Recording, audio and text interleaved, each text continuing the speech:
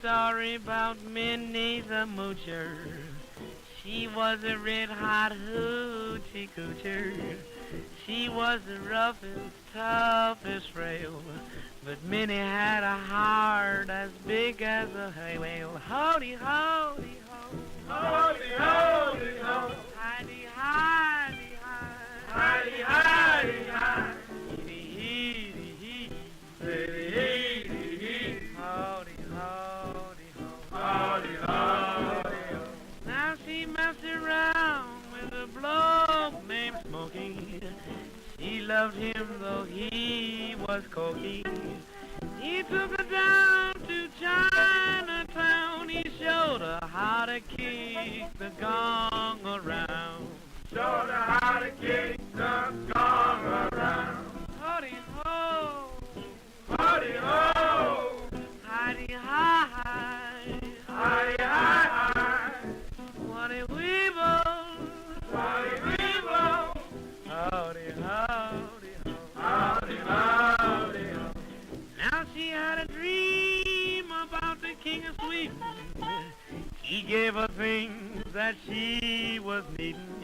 He gave her a home built of gold and steel, a diamond car with the platinum wheel. Woody woody way, Woody, woody, way.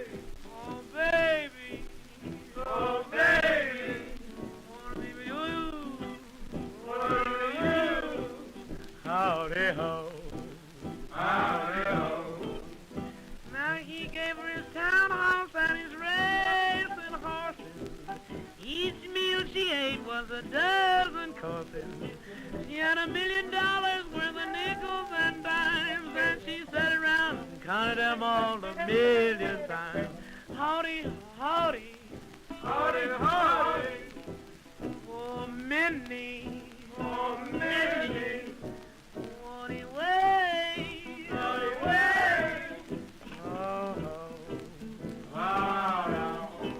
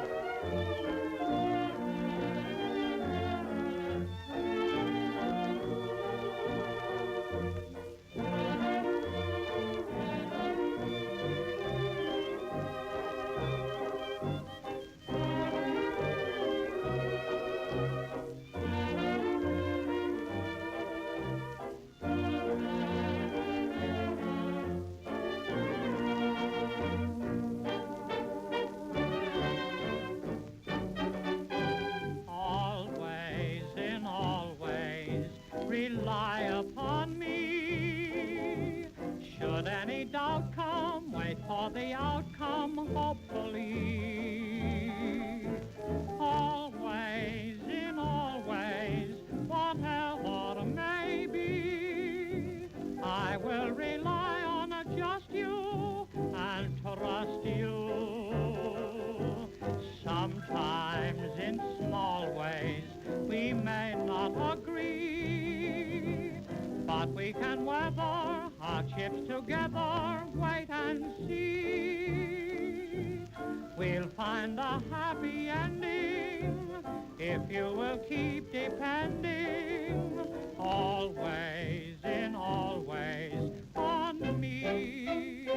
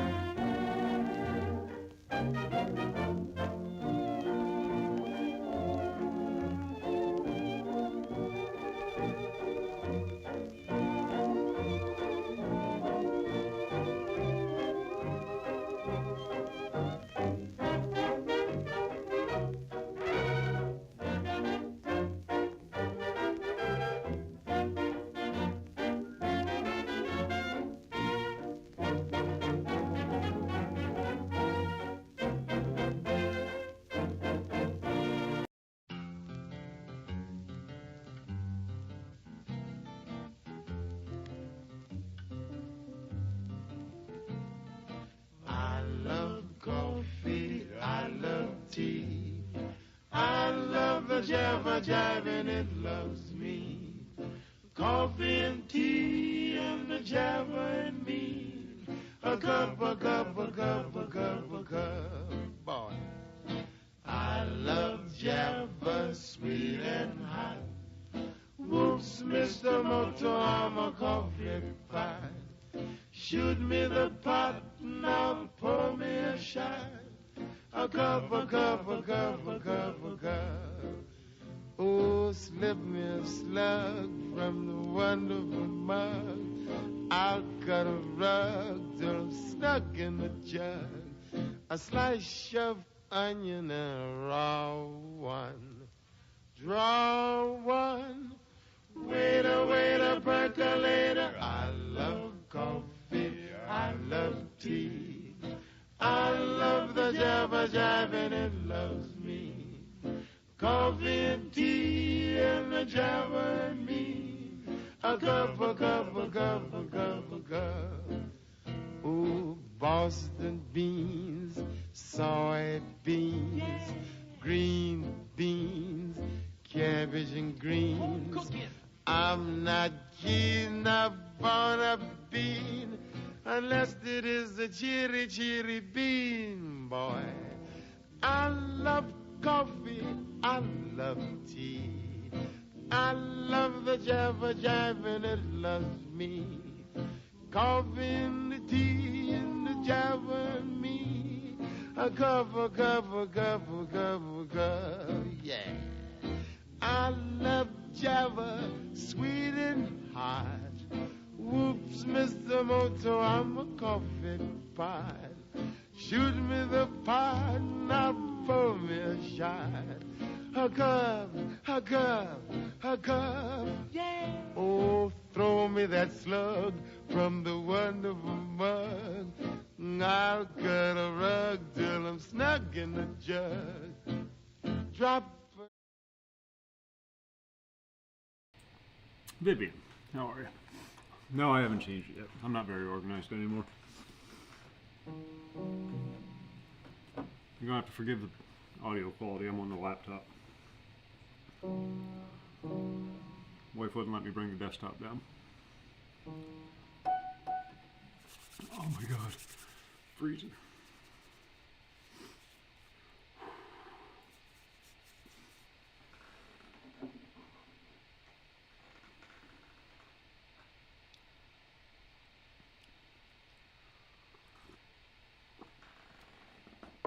So this is, I know you can't see my face, I'm sorry. This is all I've been doing since before Christmas. Remember when we got the piano? I've always wanted one. Now we got one.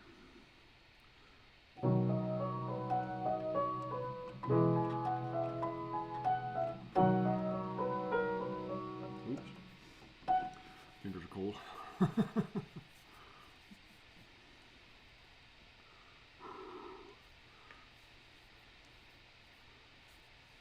I don't even know how well it picks up on the stream. That's the song I've been working on. La Candor. Was it Bergmüller's Opus 100? Put out this series of musical bits to help you with your fingering and whatnot.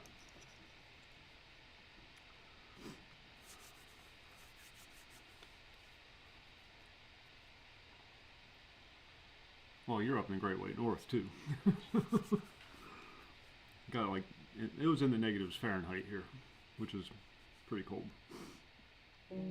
Got snow down in Pensacola. My mom sent me a picture. Down in Florida, they got a couple inches of snow.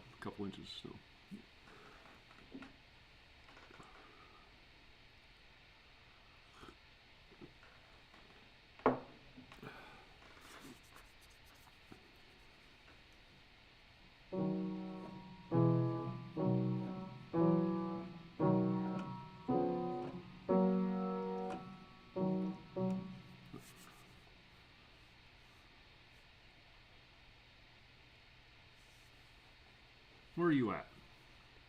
What province? I forget.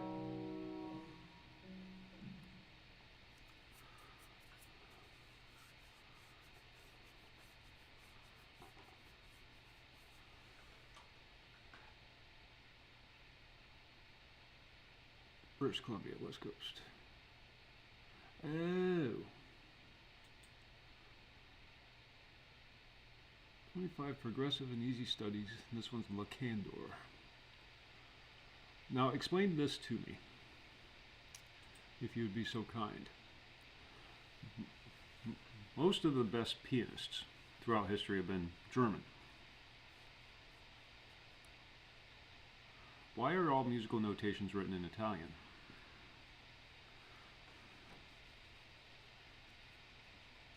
Allegro moderato right there on the top.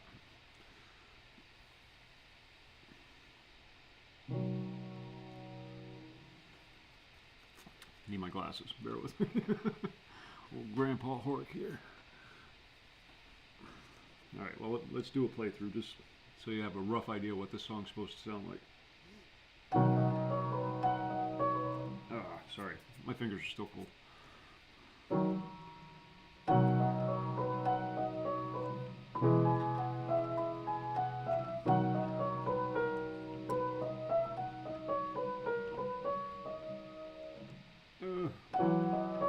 Sorry. I forgot where I'm at now.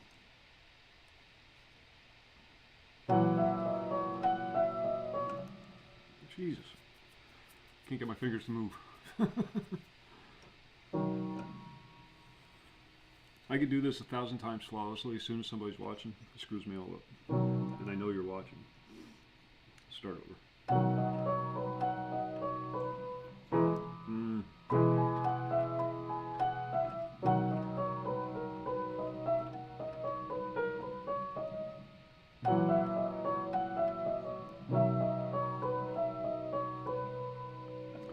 Big shift.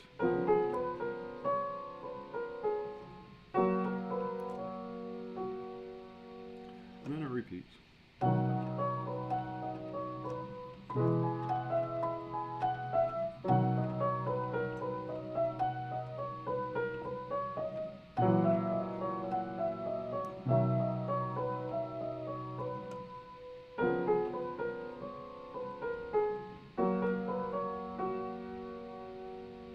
Then it goes into this. Now, this would sound a lot better if my piano was in tune.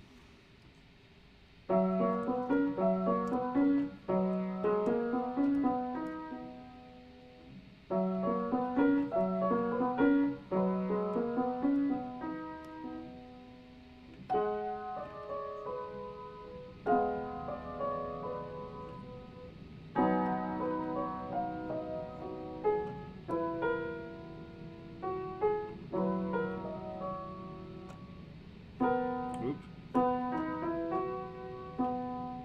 And then it repeats.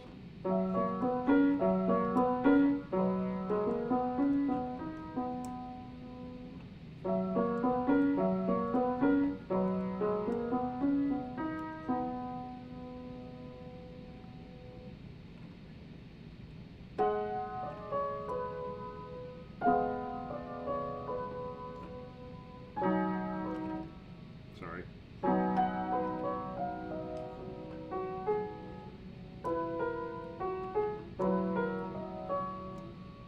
And this one. Wait.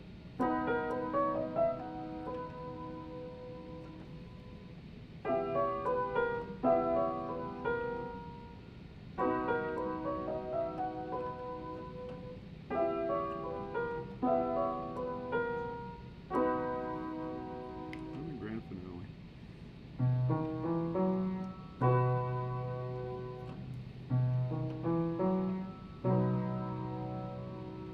That's it.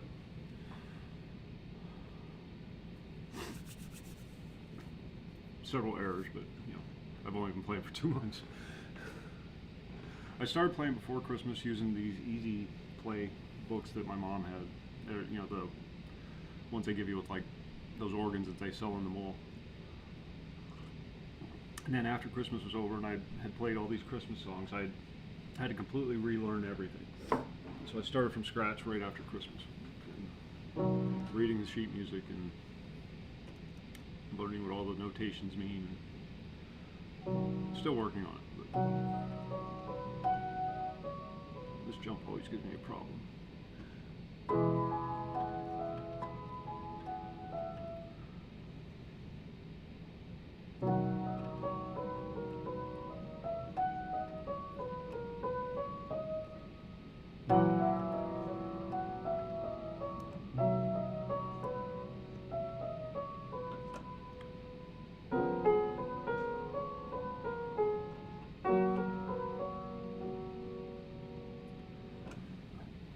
these little bits and pieces, they're scaled for skill level. First one the easiest, last one the hardest. I'm working on the first 3 right now. The second one, let's see if I can pull it up.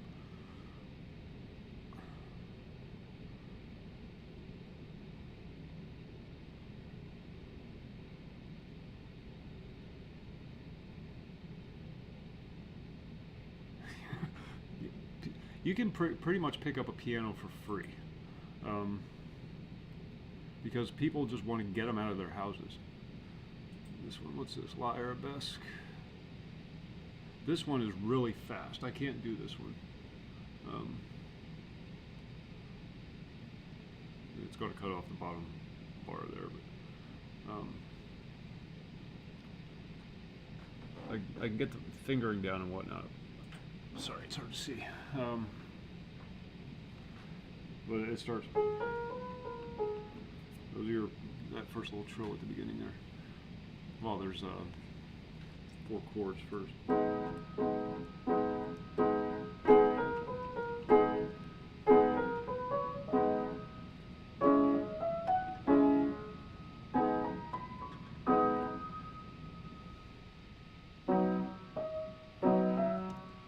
Shift right there. That always throws me.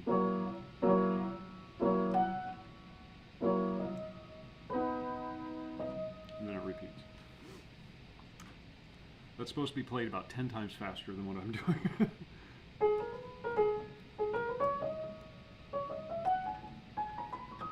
I just don't have the nimbleness yet in my fingers, my arthritic fingers. But it sounds nice when you play it slow.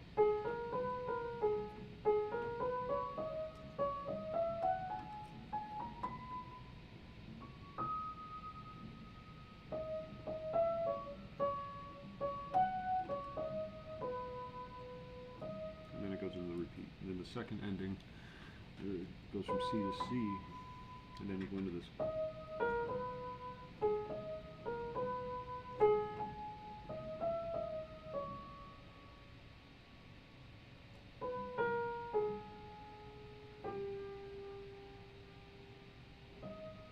Messed up the fingering on that, but these are nice though because they have these little number indicators. I don't know if you can see it on the stream, but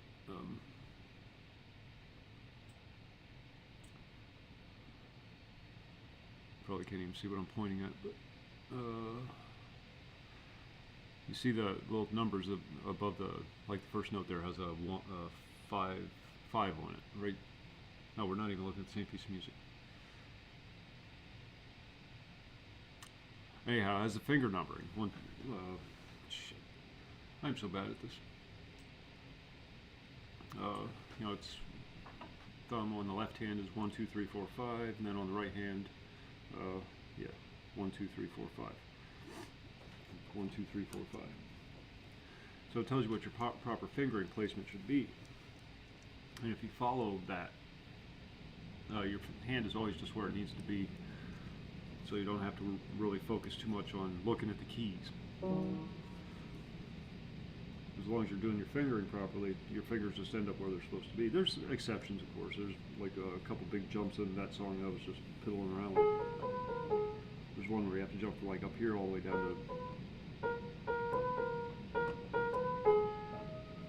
You have to jump from up here all the way down to here, and there's no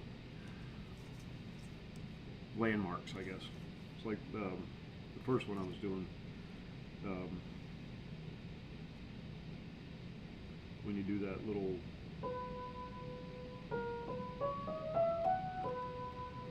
and you just slide your pinky right up there next to the F key, the F sharp key, so you know that you got the proper fingering placement. Little things like that, little landmarks that you can follow, but sometimes you just have to, like from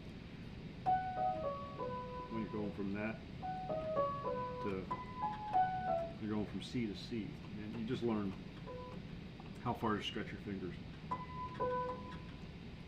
Oops.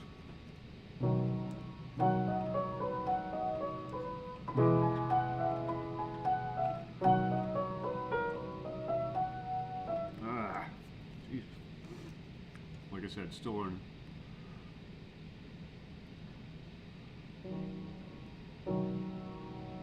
Legend, how are you? I found a shortcut on reading song. I found this guy on YouTube who does really good instructional videos. All you have to know is the first note, and then look at the spacing of the notes following. So like, let's go back to Candor again. Hold on, bear with me.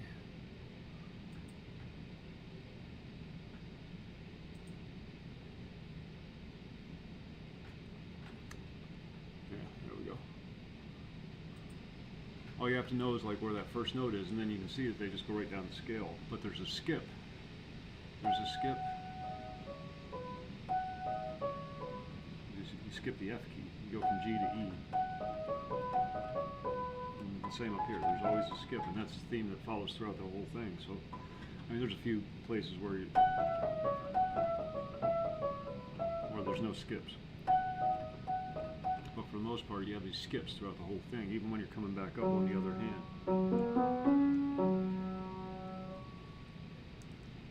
You still have your skip. Little patterns.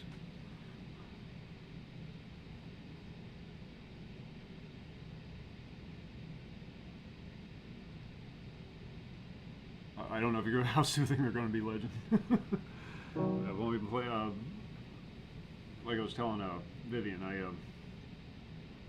we got this before Christmas, September I think it was, and then right up leading into Christmas, I was just learning from one of these easy play songbooks just to play some Christmas songs, you know, just to get my fingers used to tickling the ivories, and then after Christmas was over, I decided to do it the right way, and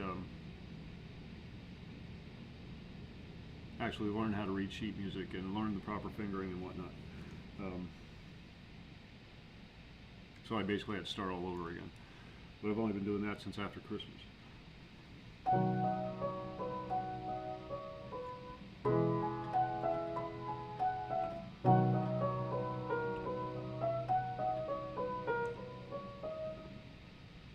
This is such a discordant note, or chord.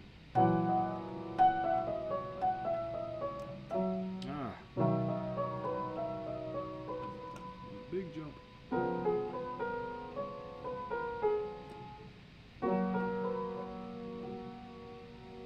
And it repeats. Big jump.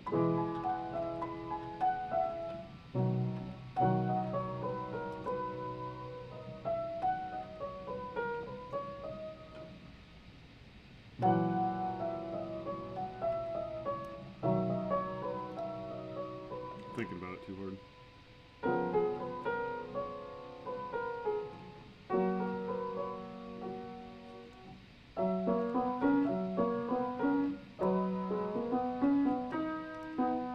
That part I've been playing wrong the entire time.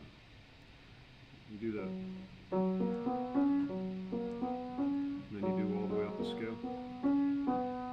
I was ending it on D, and you're supposed to end it on C, and I just misread it, and then it became muscle memory. But the D sounds better. It's supposed to be C, but the D sounds better.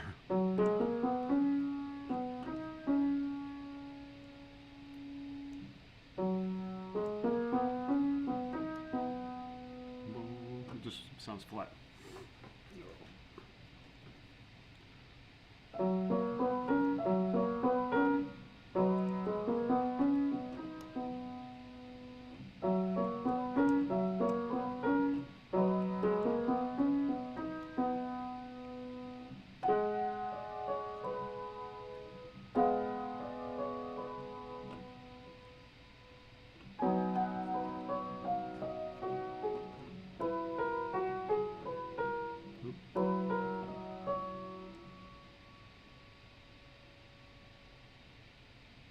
It got lost. And then it repeats.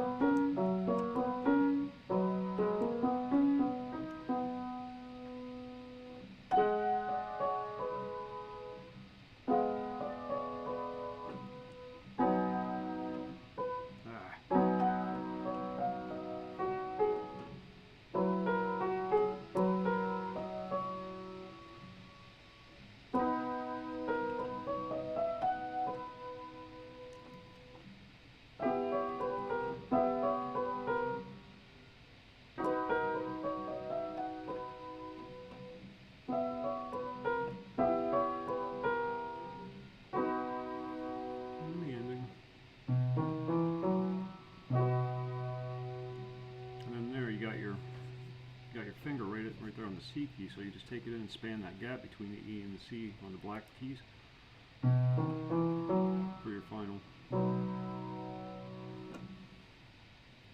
Yeah, that's that. This is the only one I fully memorized so far. The rest of them I'm still working on. I have the fingering memorized. There's still the tempo and the crescendo and decrescendos and when to get louder, when to get quieter, increase in tempo, decrease in tempo, because towards the end there's a little decrease in tempo. That's that. Supposed to slow it down a little bit in that part.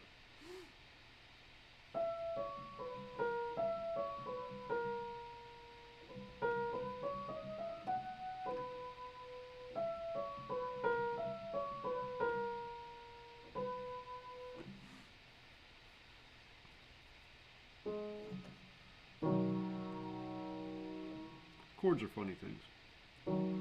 I know why they are the way they are now, but when I first started messing around with this, why is a C chord, C major, 3 white notes? D major is white, black, white. E major, white, black, white. F major, 3 whites. G major, 3 whites. A major, white, black, white. B major, white, black, black. Then back to C. It made no sense to me. These are all just the major chords. And then I looked it up, and it's 4 keys: 1, 2, 3, 4, and then 1, 2, 3 for a major key chord. And then for a minor chord, it's 1, 2, 3, 1, 2, 3, 4. So C minor would be 1, 2, 3 on the black, and then on the that would be C minor. Whereas D minor would be 3 white keys. How about that? You learn things.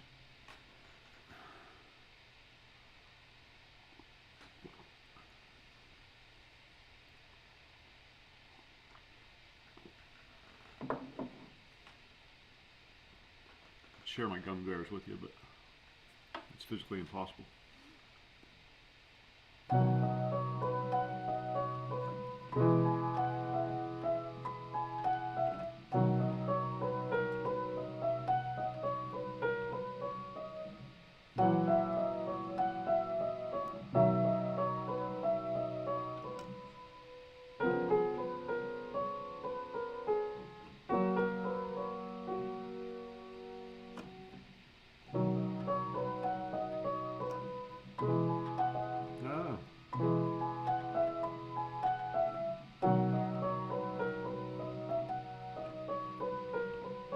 Tempo.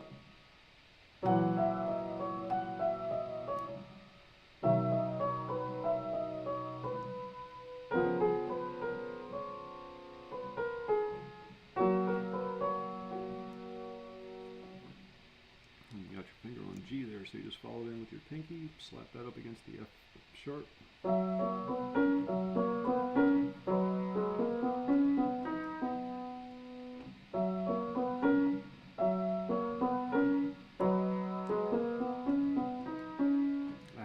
Still doing it.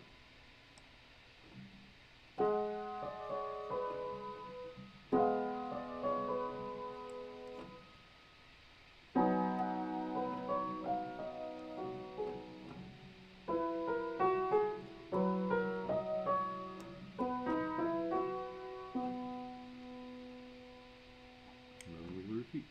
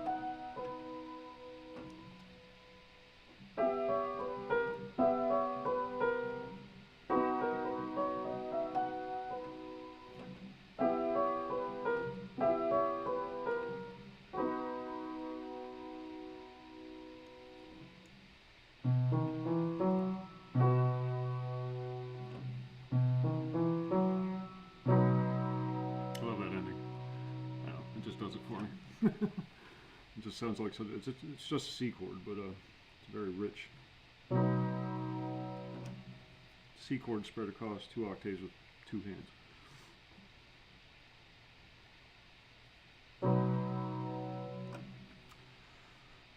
And then got La Pastorelle, which is the 3rd one in this, has a nice little soft rolling medley.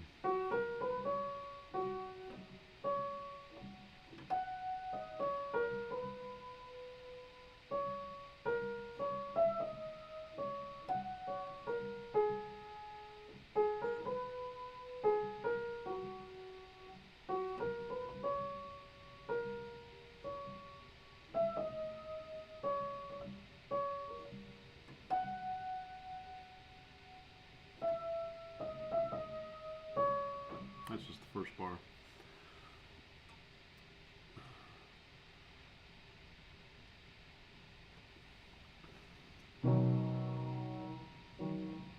And that's just all a bunch of chords. Was it? Is it G? I forget what it is. Yeah, it's G. First part you play without that, but is it?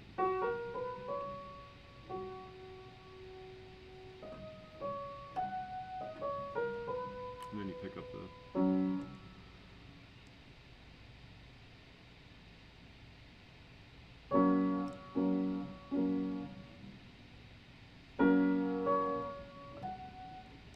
I forget. I don't have music in front of me. That one I'm still learning. The Arabesque I'm still learning. The Candor I know all the fingering, all the notes, all the, you know. Now it's just a matter of making it sound good. I decided to go straight with this instead of sitting there doing scales all day. I'm not going to be playing in front of any audiences. Just doing it for my own edification.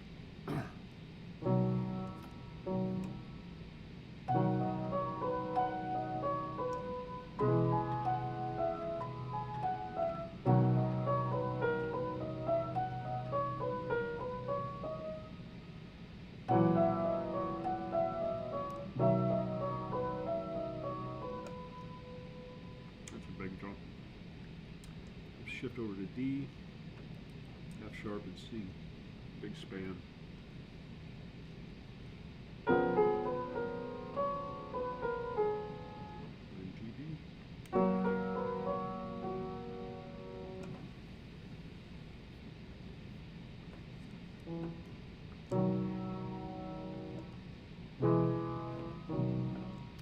That's how I just broke it down into sections. When I first started doing it, I just started with the first bar, doing the right hand, then the left hand, then the right hand, then the left hand, then trying to pull it together. And then moving on to the next bar, right hand, left hand, right hand, left hand, then pulling it all together and putting the 2 bars together. Lather, rinse, repeat all the way down through the thing.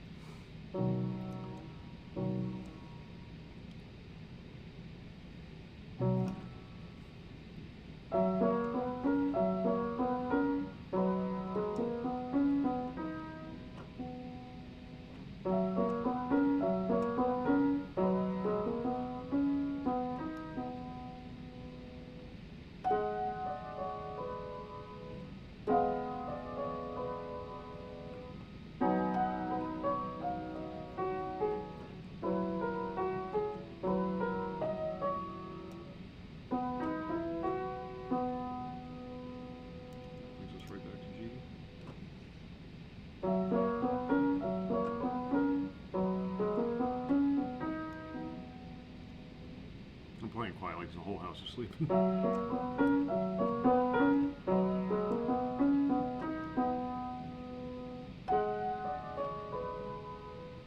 They've been very tolerant.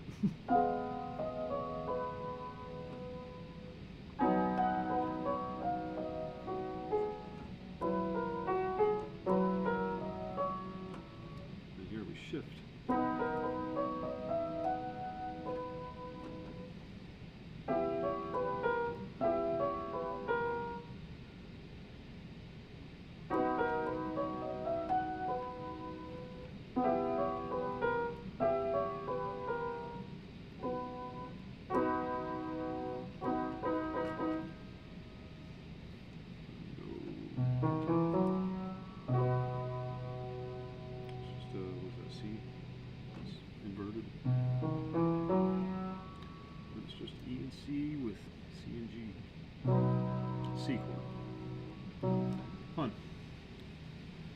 Best viewers on streamboo.com.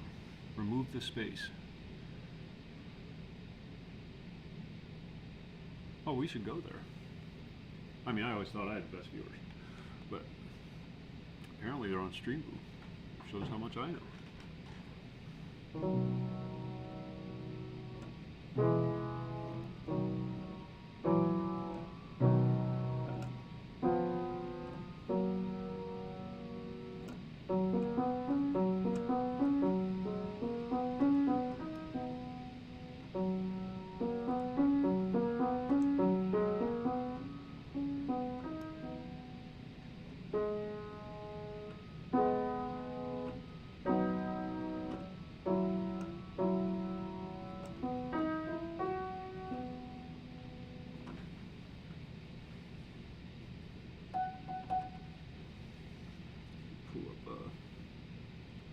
I like La Pastoral. It's a nice, soft, slow melody.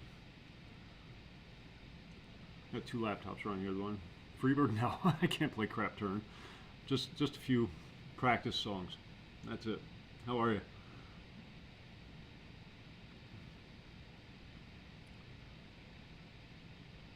I'm getting there. Let me get a year in. Then we'll start talking about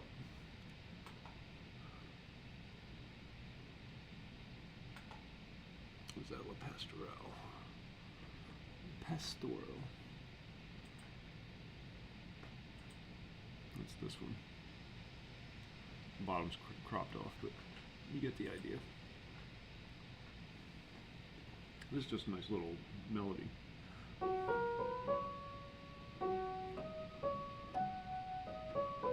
Oops.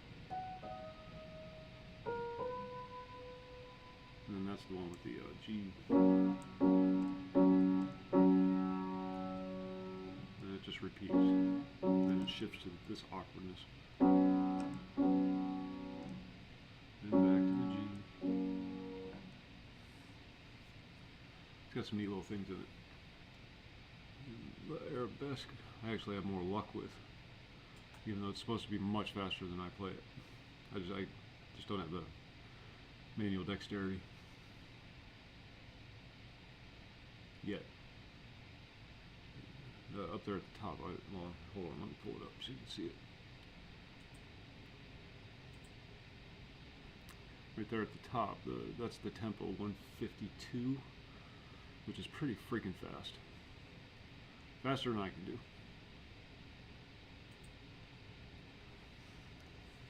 But that's, what is it? A minor.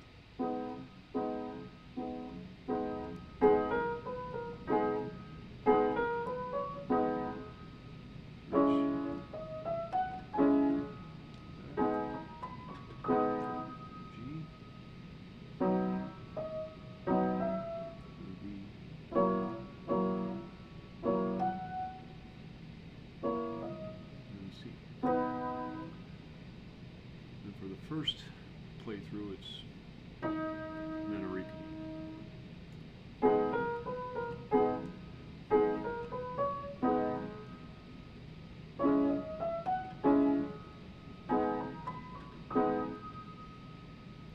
Shift down to G. Oops.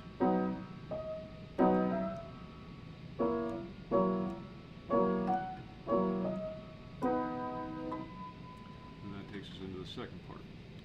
And for the right hand on the second part, it's all just E.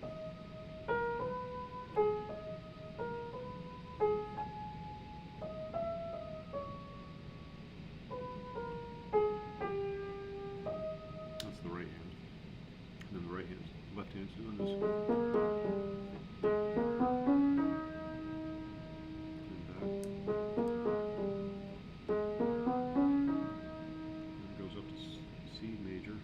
C sharp. Then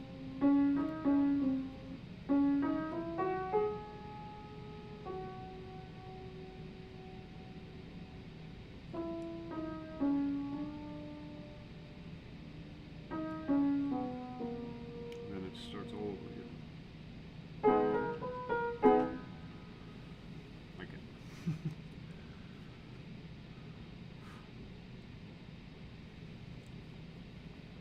us through that for the bottom half.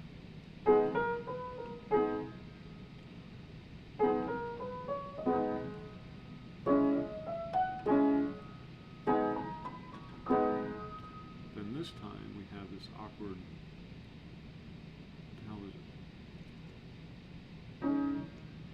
It says B. And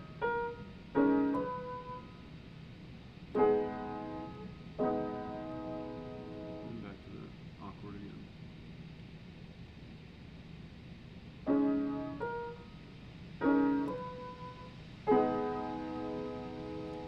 And that whole thing repeats.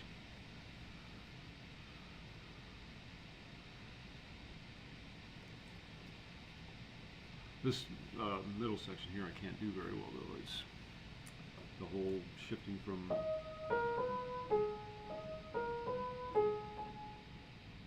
and then when you take into account that I'm only playing at 1/10 of its normal speed.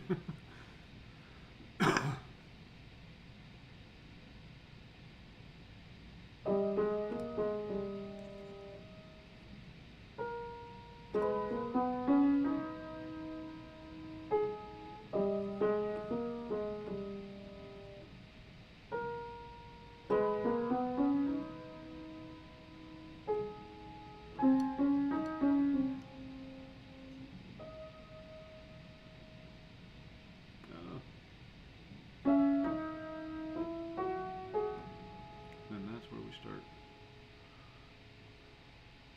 going back down.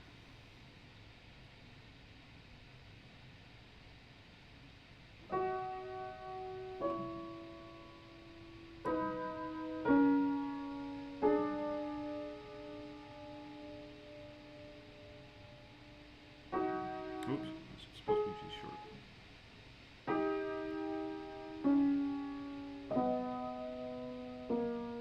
Now it goes back into this.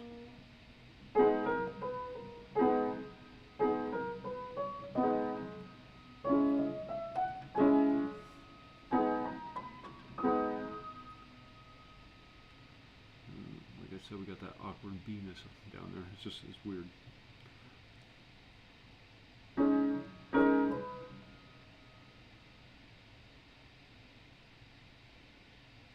Where am I at?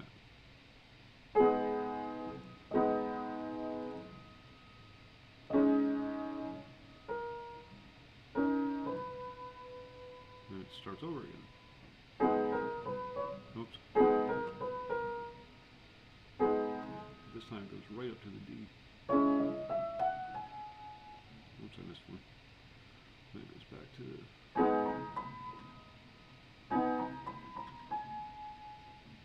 and then it goes up to the D again. And then you go all the way down. This is one of those spots where there's no landmarks. You just have to.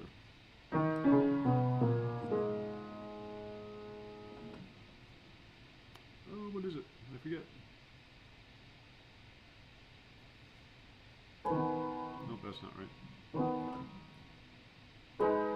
There it is. That's the final note.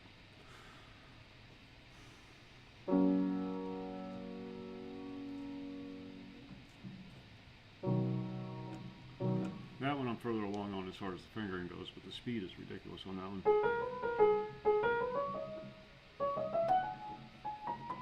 And that's all supposed to be tied together without any of those awkward little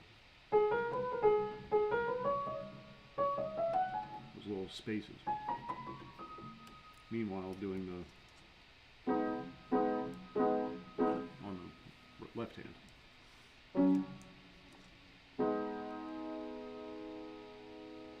Left hand doesn't really move that much until you get to the middle of the until the middle part, where it starts picking up those.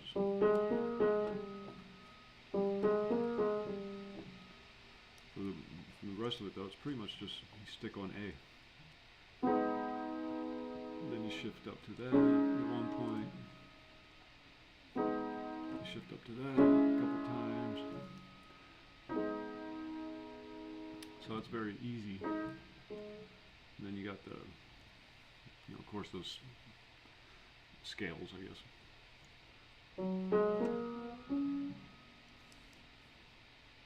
But that one part in the middle is just awkward, and I cannot get it fast. D and D, D and D.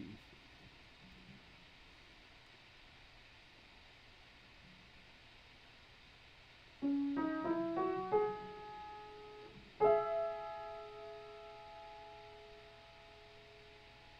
that right? No.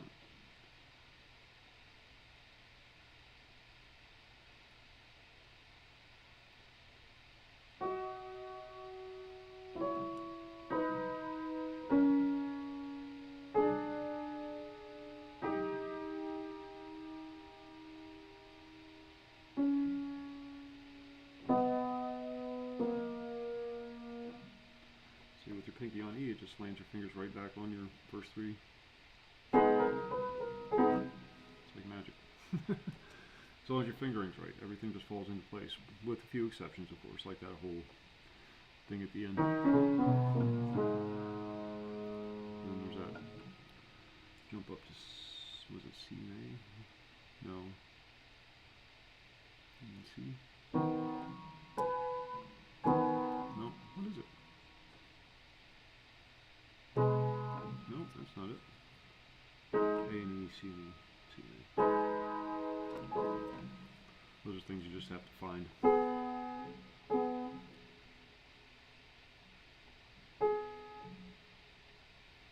That's not right. A and E and C and A.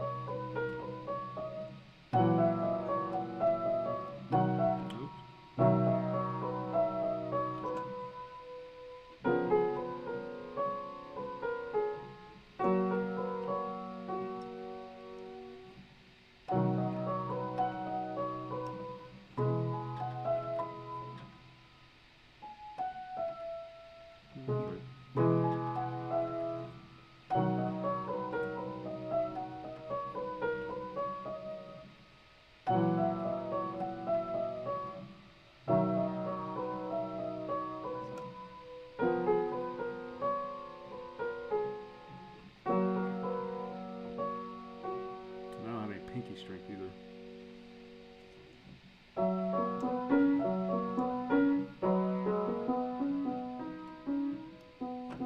C, not D.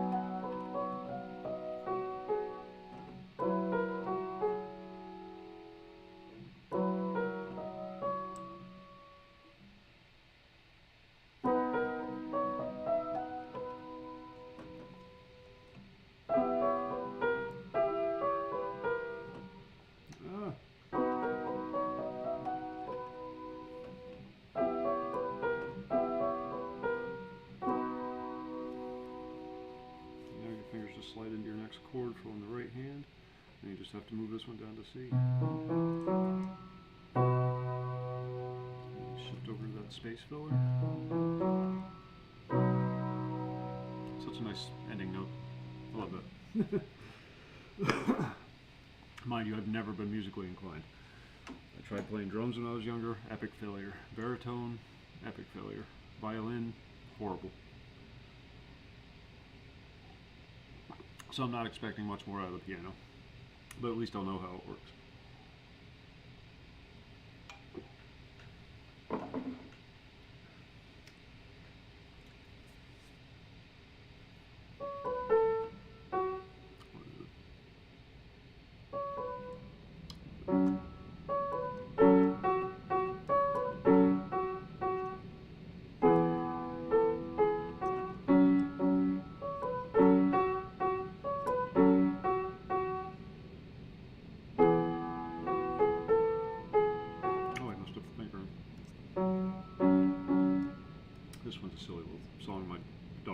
showed me.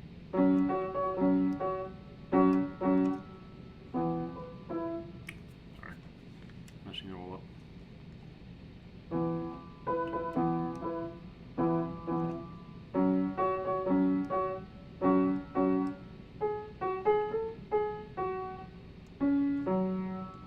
Then it goes into this roll.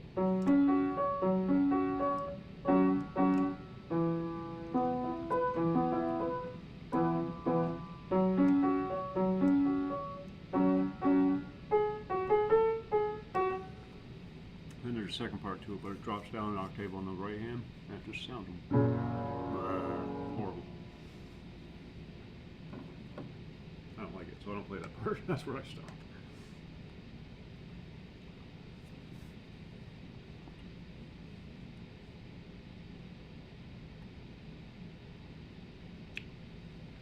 Yep, I'm in no hurry.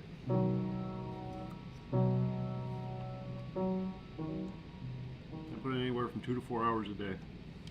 You know, time permitting. That's why I haven't been doing anything else.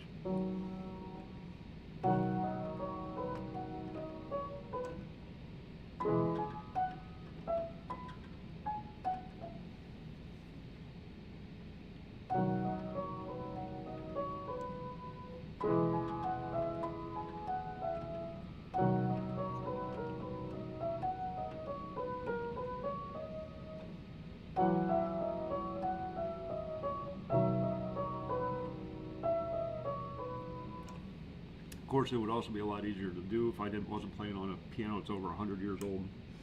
Some of the actuator arms are, you know, like that's as loud as I can get that D, because yeah, I think the actuator arm's bad. You see this monstrosity. I know I've posted pictures of it, but it's just this. I got computers all over it right now. It's just this big, monstrous thing.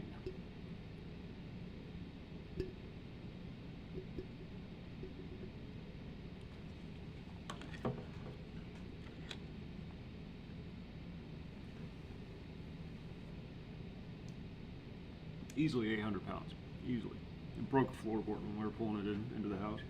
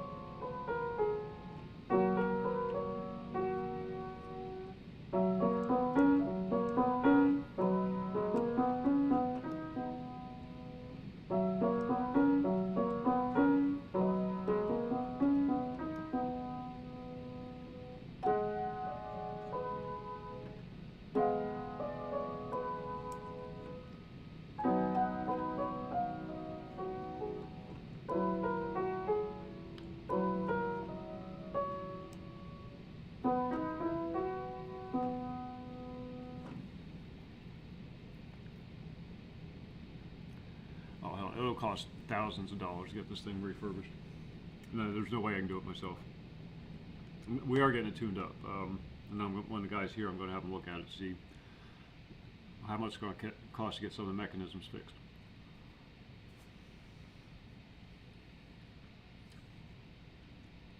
But, you know, like I said, it was made in 1903, the piano was.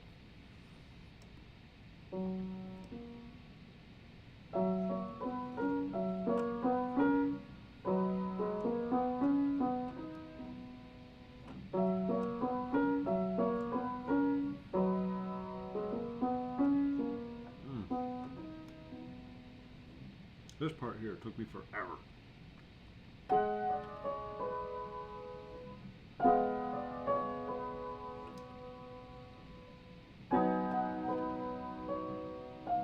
It's got this big jump.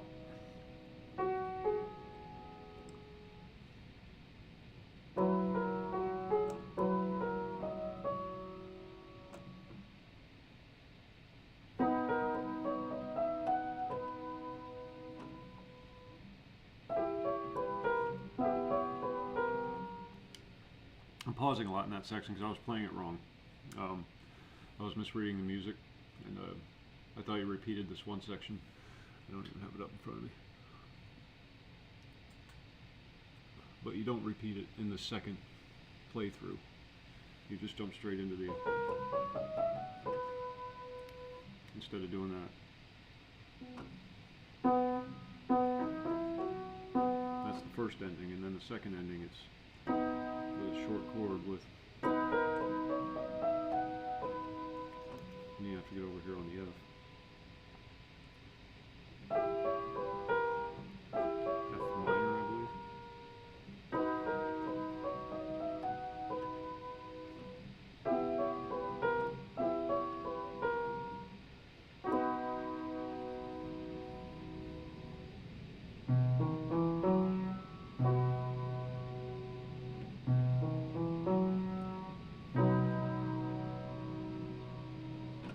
And it's mahogany.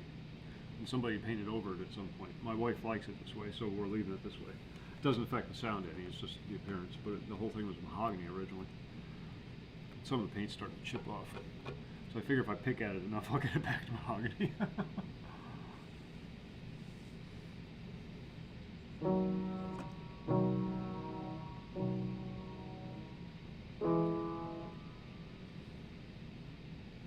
Prior to the reset, I was just doing simple basic 3-finger chords, like Christmas songs, what the hell was it?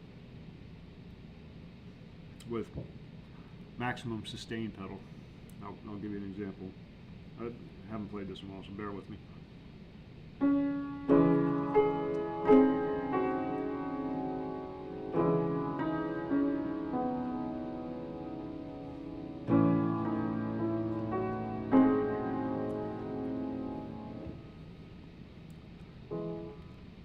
These lessons that I'm doing don't use sustain pedal at all. And then I found out you only use sustain pedal when you really think you need it. There's no set rule for it, and it's generally not even indicated on the sheet music. If you feel like it needs a sustain, then put a sustain in it.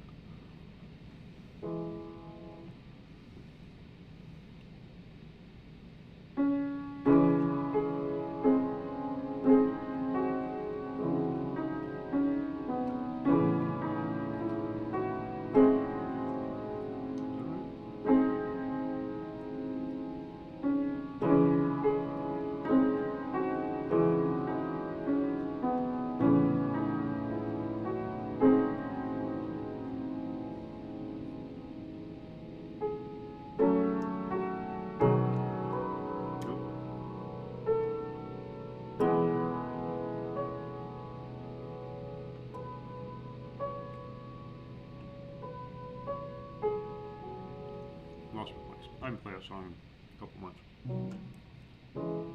The first Christmas song I learned, because it was challenging but doable. Now thinking back on it, God, it's awkward that I actually played that in front of other people.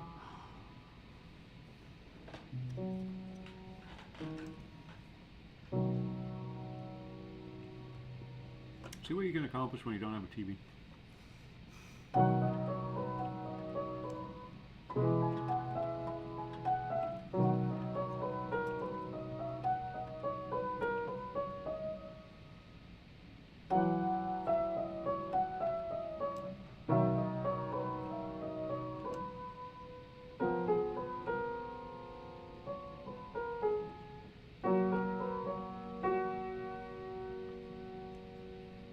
Repeat.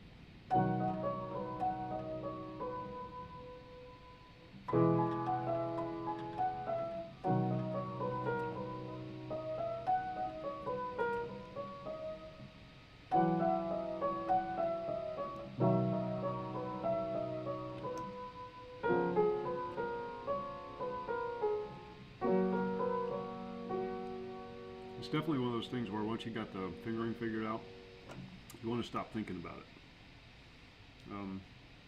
Once you start thinking about it, you start making mistakes. Just let the muscle memory work.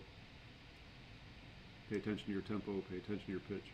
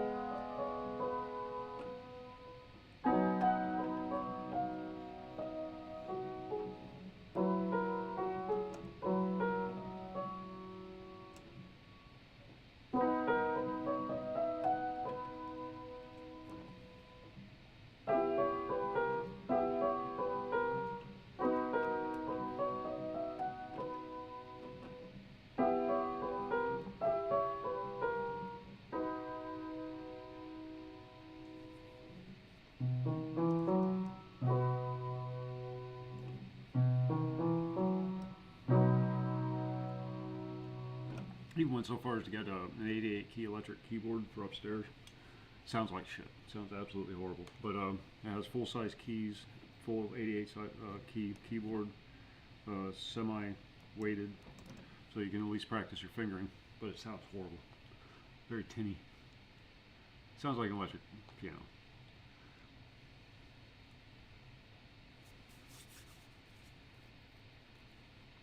Just can't beat brass and wood, you know what I mean? Or brass, bronze, and wood. What are strings made out of? Are they steel? I know they are on the guitar. This thing has a big bronze soundboard in it. It goes from top to bottom practically. A big thick slab of bronze. I had to reinforce the floor underneath. This is a very old house. Steel or brass? Okay.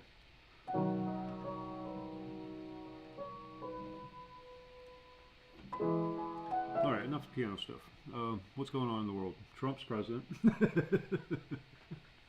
Oh, that's been fun. Let's come back to that. I'm going to go grab a coffee and have a quick smoke. And we'll come back to that. We don't have to talk about piano all night. Be right back. Joe, I take 'em a slow. Waiter, percolator. I love coffee, I love tea. I love the jabber and it loves me. Coffee and tea and the jabber and me. Yeah. A cup, boom.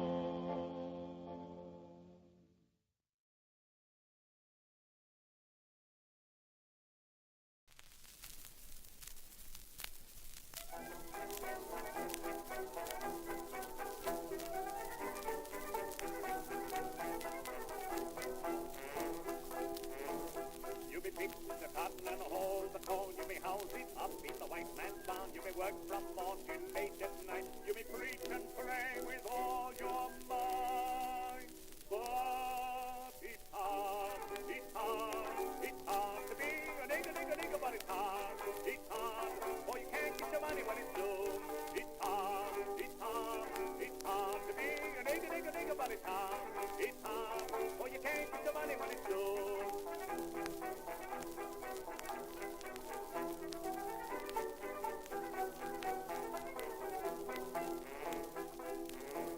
I was born down in the lowland low, where they raise the cotton, but they don't raise snow. How the niggers live, oh my, you know. Sweet potatoes, possum, and the cake called home. But it's hard to be a nigga, that is hard. It's hard, for you can't get the money when it's due. It's hard to be a nigga, but it's hard.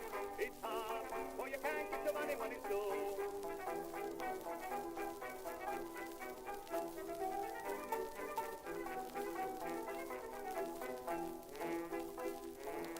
I met the chicken on the road. I asked Mr. Hen where she was going. Her legs were long, her feathers below. Tut, Mr. Nigger, but I'm on to you.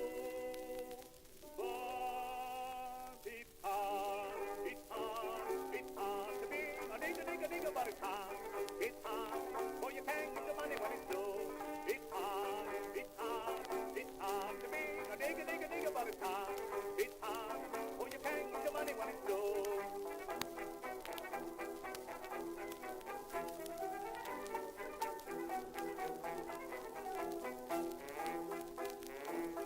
Oh, I walk my way like an honest man. Go to meeting on the Sabbath and to all a good can. Oh, the yellow dog and the mule and the cow, and earn my living by the sweat of my brow. But it's hard to be a nigga, but it's hard. It's hard, for you can't get your money when it's due. It's hard to be a nigga, but it's hard. It's hard, for you can't get your money when it's due.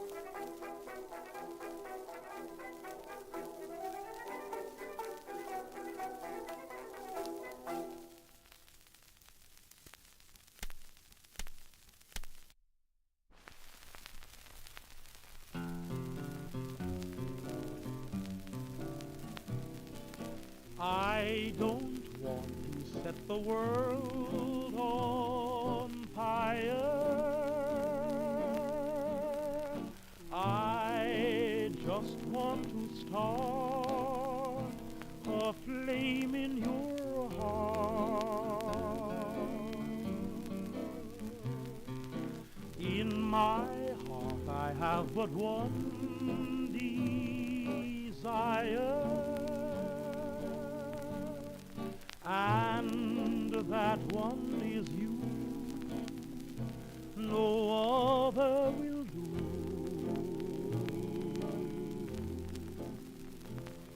I've lost all ambition for worldly acclaim. I just want to be the one you love, and with your admission that you feel the same. All right. I can see my pretty face. How about that? Since we're talking. Move this over.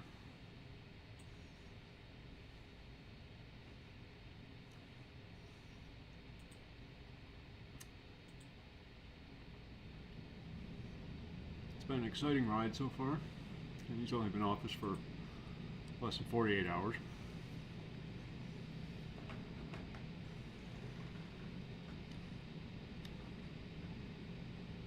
And almost like it was destined to be.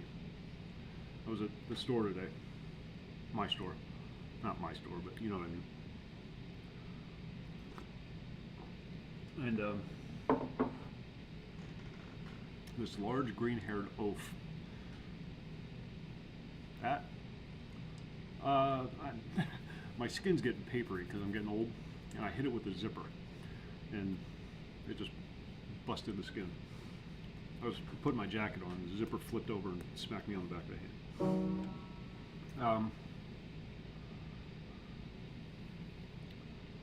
What was I saying? Oh, big green-haired oaf, piercing in the nose, pride ring on the finger, you know, the whole 9 yards. Dressed like a slob, hair all messed up. Came in to sell me credit card processing. Why would I do business with somebody who looks like you?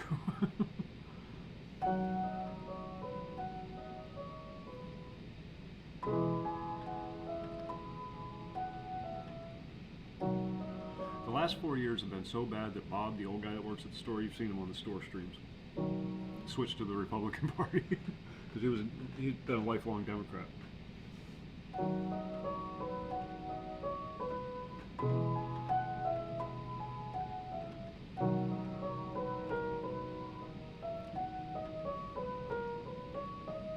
I may have had something to do with that.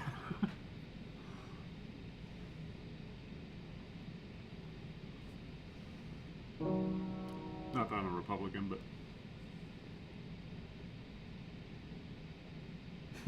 can't fire Bob. Bob's our sports guy. I don't know a damn thing about sports. Bob knows everything about sports.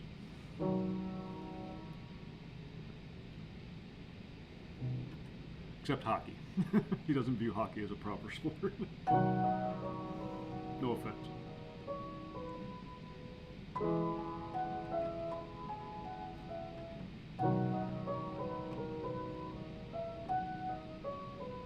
Honestly, I think that was the biggest reason for his political shift. Was because of how messed up the NFL was getting with all this political correctness and whatnot.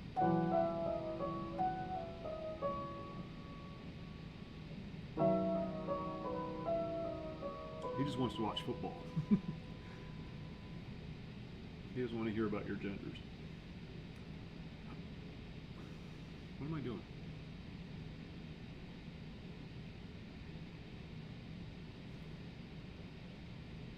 I lost my place.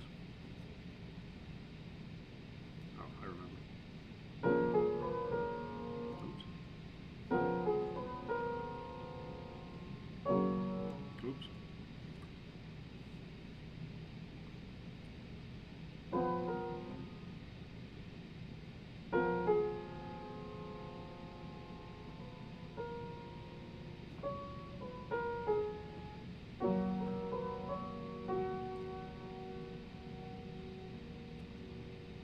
Yeah, nobody watches. Who cares who wins? It's all about those tossing off those gloves, ripping off the helmet, and then grabbing somebody by their pads and pounding the shit out of them. That's all hockey.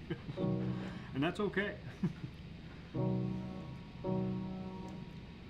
have to be a little more rough and tumble to live in that frozen country of Canada.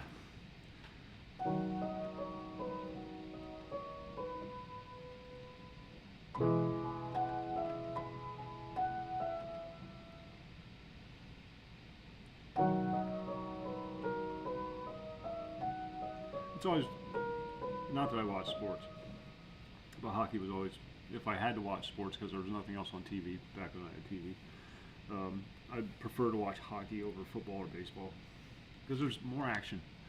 People are always doing things in hockey, whereas with football they throw the ball, a few guys tackle another guy, and then it's 10 minutes for a commercial break, and and then the next play.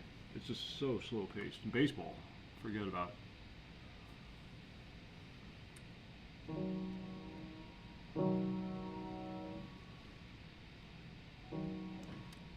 He signed pardons for all, I don't think all, but a good chunk of the J6 people, January 6 people. They all received pardons, presidential pardons. And I guess one of the prisons didn't comply, so he sent U.S. Marshals in to make them comply.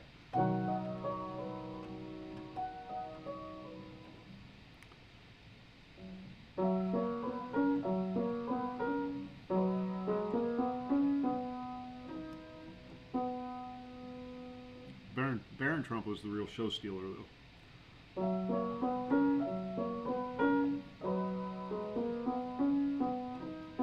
There's a clip of Trump and his wife and Barron walking through the processional, saying, you know, after the inauguration concluded and he was sworn in, where Biden's standing there shaking Trump's hand and his wife's hand. Melania, is that her name? Then he shakes Barron's hand, and Barron leans in and says something into Joe's ear, and Joe's all smiles. He's got this big shit-eating grin on his face. And then when Barron pulls away, Joe's face just sinks. I don't know what he said, but I would pay money to know.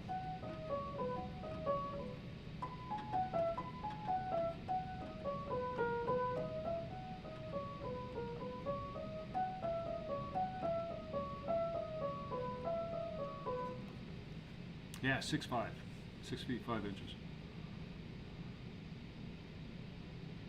Yeah, no, he's 6'5". His official height is 6'5". Trump's exaggerated. He's a showman. Christ, his whole business was showmanship. Building casinos, building clubs, building hotels. He's always been about showmanship. Boxing. Big fixture in boxing for a long time. He wasn't a promoter, he just had the venues.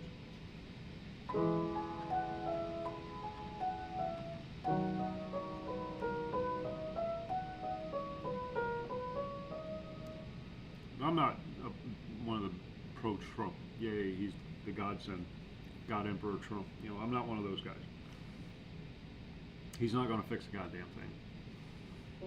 He only has 4 years to do it. The damage is too deep, and he has a hostile Congress like he had the last time. He's not going to get anything done, other than executive orders, a lot of which are going to get struck down by Congress. But it's a step in the right direction. It woke people up. The last 4 years woke people up.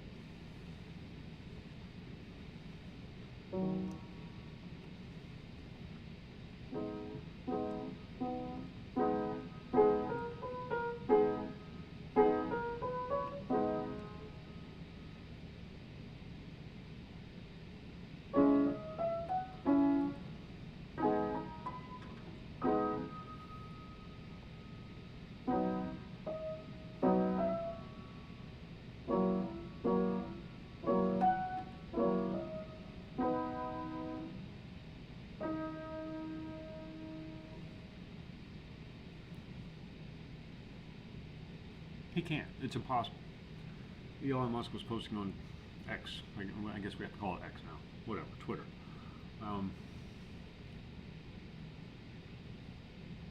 how do we fix the economy? You can't. Damage is done. You can't recover from officially 38 trillion in debt, unofficially closer to 72. You can't recover from that because there's not that much money in the world. Especially when you got nothing to back it by.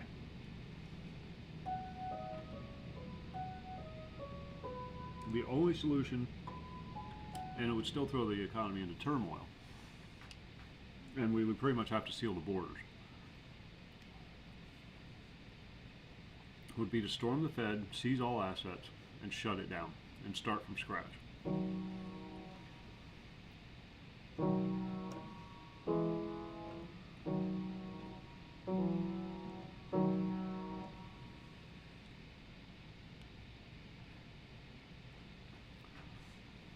And that's, you know,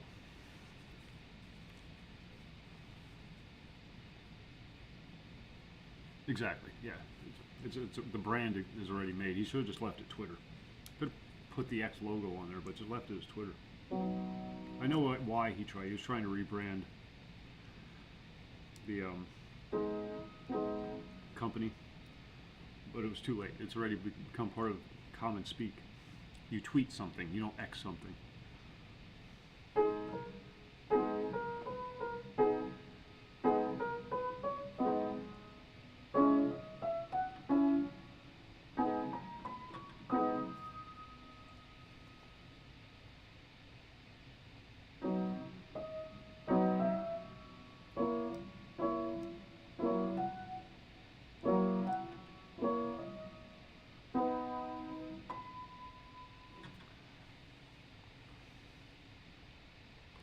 Zuck the Cuck came out and tried to save some face, and of course, nobody's buying it.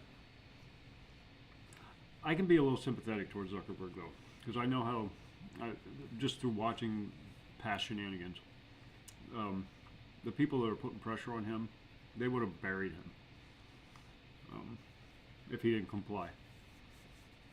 And through a lot of those congressional hearings, you could see it in his face. He was terrified. Terrified of losing everything, terrified of having to speak in public, because he's not a good public speaker. Now, I'm not saying you should feel sympathy for him. Everybody has choices to make. He made a bad choice.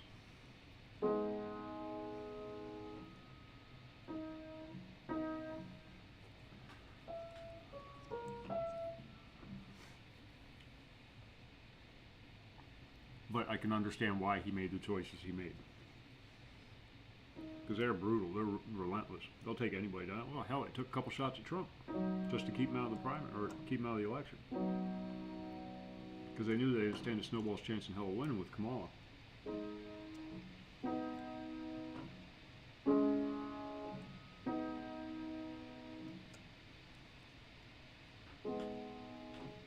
But good job, Canada. Got rid of old Trudy there, didn't you? He's going by March, isn't it? Isn't that when he's done? I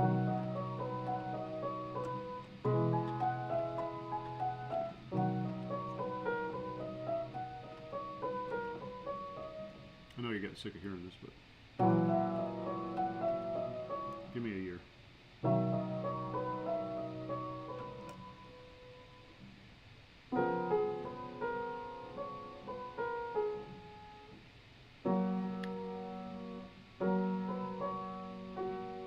Did it really? I didn't know that.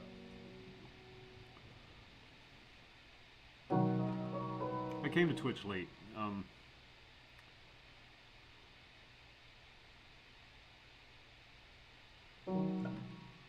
Tommy turned me onto it. What was it? God, it's going on 9 years now, isn't it?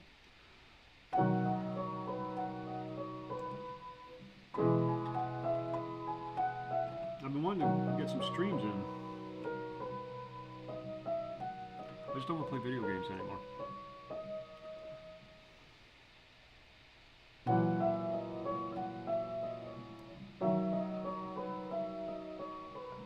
And I feel bad for that. And I don't know why.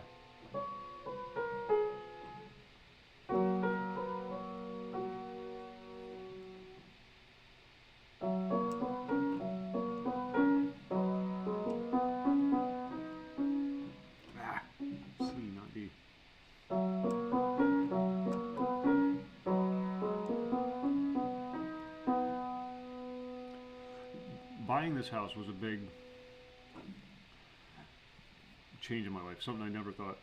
So, we've had these conversations before, but it put a lot into perspective. We got the wife, the kids, the house. We own the house. No mortgage. Oh hell no! You don't want to hear me sing, read. It's like gravel and gravel. I'm just learning how to play the piano. I just started playing it a couple months ago.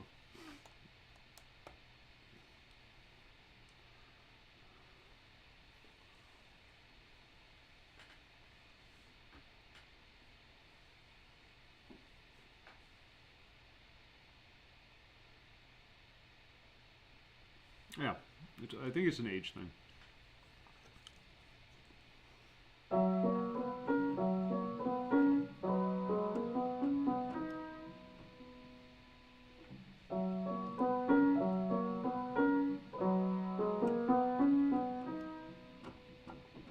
See, that's old piano. The C key doesn't always go down.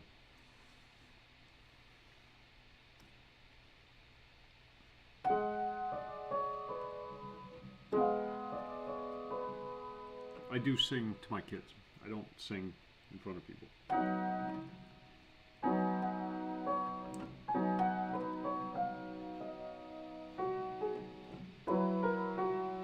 There's a lot of singing in this house.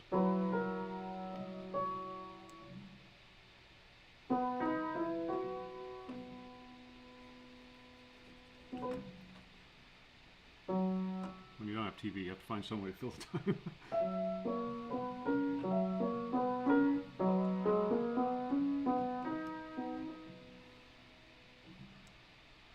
But yeah, getting the house, getting the family,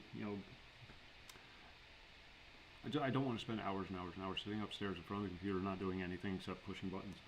There's stuff that needs to be done around the house. Much better use of my time. I feel like a traitor for saying that, but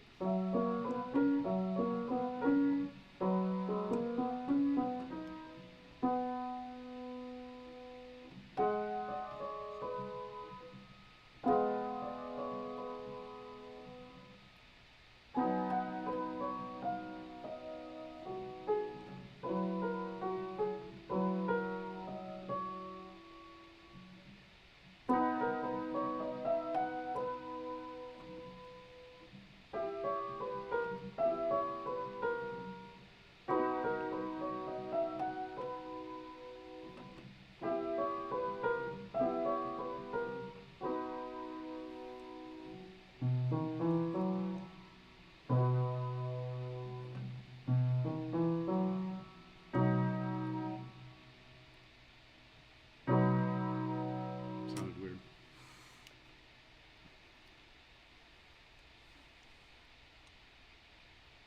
Yep, and that's what happened with my first couple of kids. Previous marriages. This was my chance to start all over, and even then it took me quite a while to figure it out. I'm still working on it. Priorities, And I have a good thing. Don't want to mess it up.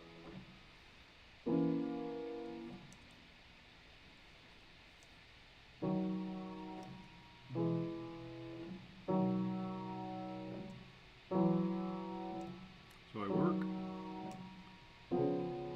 take care of my house, play the piano, and smoke crack. Because everybody needs a hobby.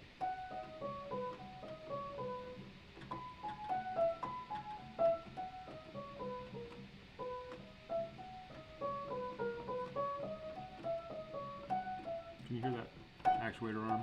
That little clicky noise? I'm on the wacky cracky dam right? That's why I got that big old belly. Probably gained about 20 pounds this Christmas.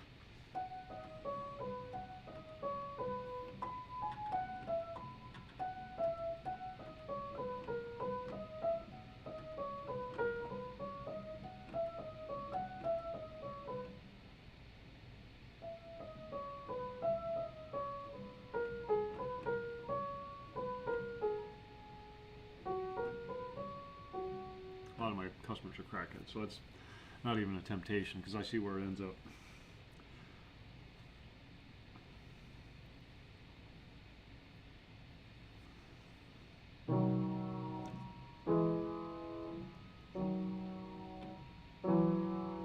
tried drinking.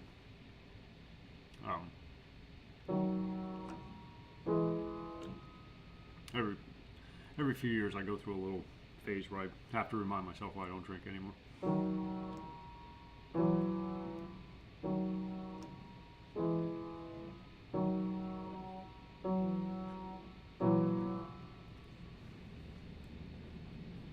They are. I got rid of all the hobos though, so it's not as much fun. Although it did have a pretty significant impact on sales, beer sales. I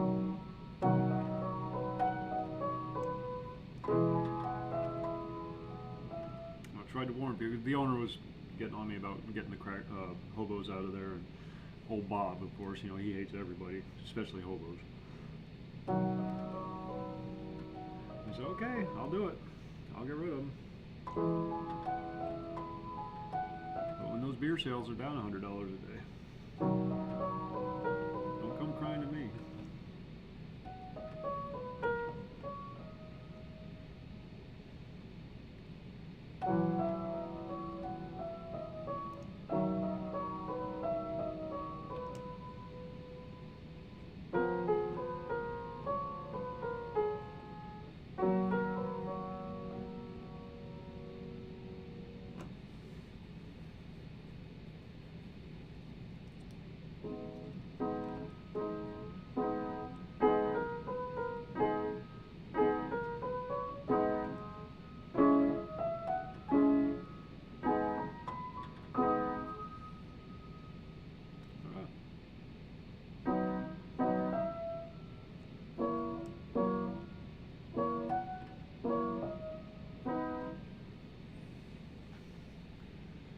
Although sales in general this year have just been horrible. I'm surprised the store's even still struggling along.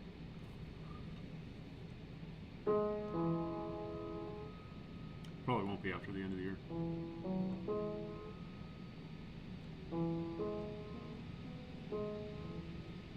It can, but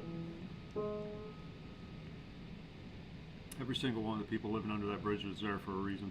Choices they made, and choices they won't unmake. I've run out of compassion, I guess. Or misplaced compassion.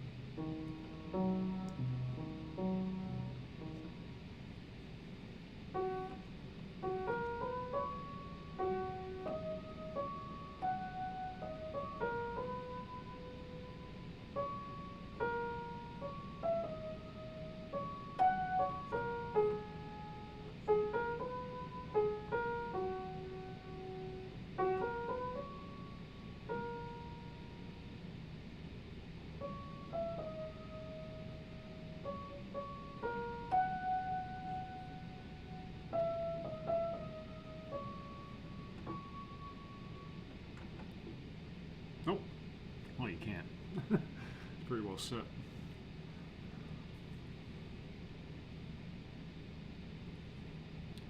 Tried to be that person. I did. And then, you have Richie pissing all over the floor, drunk off his ass. Stealing stuff. And they didn't even have to steal. If they needed something, I would just give it to them. Or at least float them a little credit.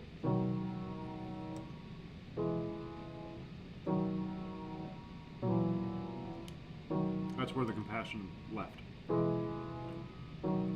I'm giving you a warm place to sit in the winter, cool place to sit in the summer, cheap beer.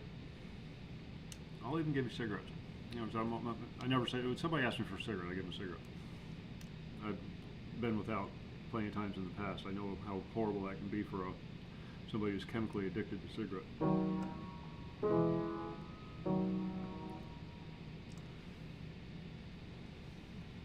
The truth of the matter is they're just selfish individuals.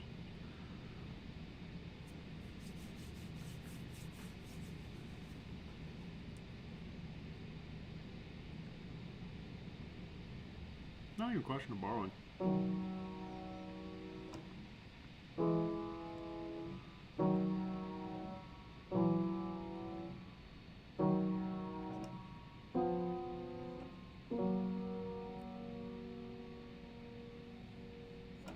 I don't think I'm going to be at the store much longer anyhow. I think it's kind of run its course.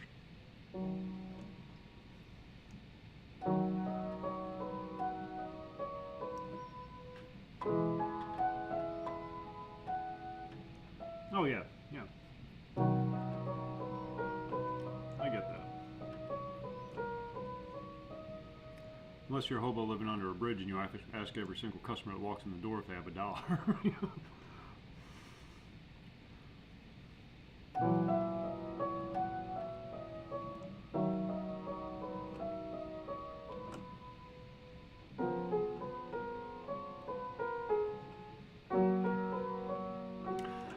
Not really explaining myself very well, but it's a very selfish mentality that they have, the entitled mentality. They figure because they're living under a bridge and have a horrible drinking problem that people should be kind and generous to them.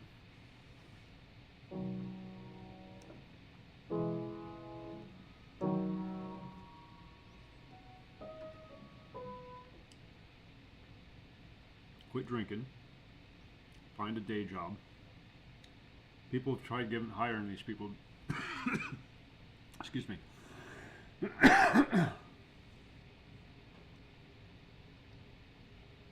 Right. You just get used to it.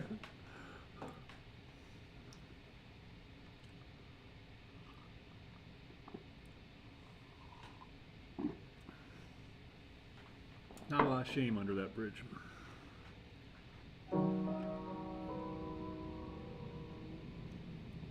I have problems with that transition. It's such a long stretch.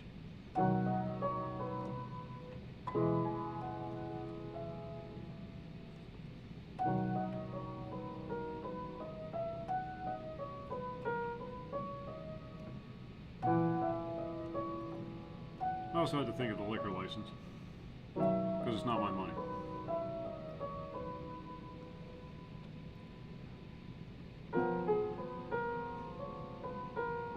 And there are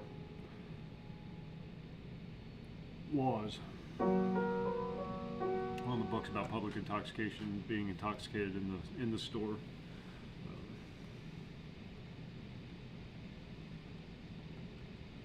Cutting people off when they're intoxicated, something I'm not very good at. I like to watch people get drunk and make fools of themselves.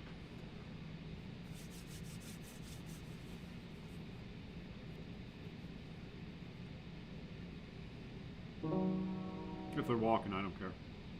If they're driving, that's a different story. Sorry, you're too drunk. I'm not contributing to that.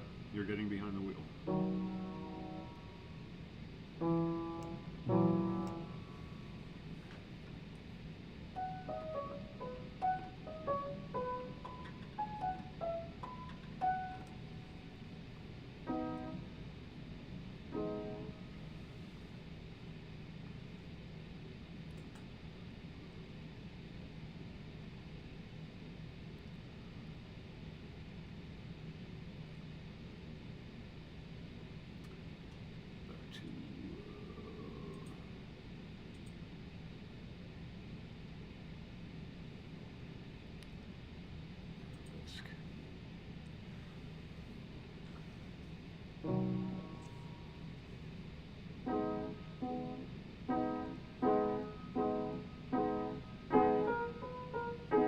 Really need to work on the middle section of this song.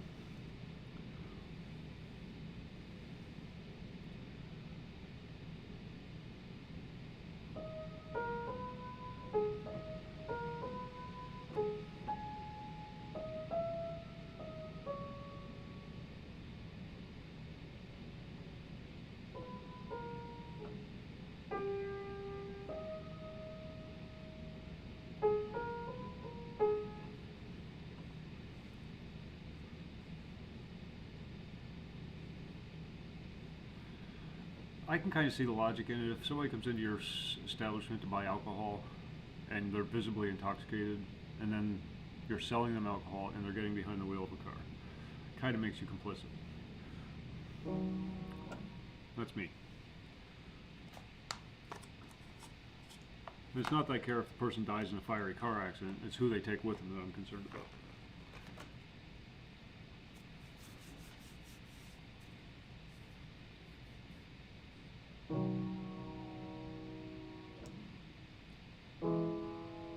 So I guess it is kind of along the same lines as suing tobacco manufacturers for you getting lung cancer.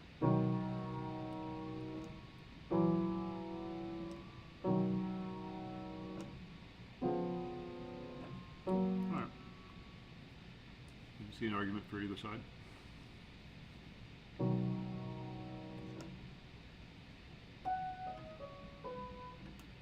That's not the song we're playing. So what do we got here? We got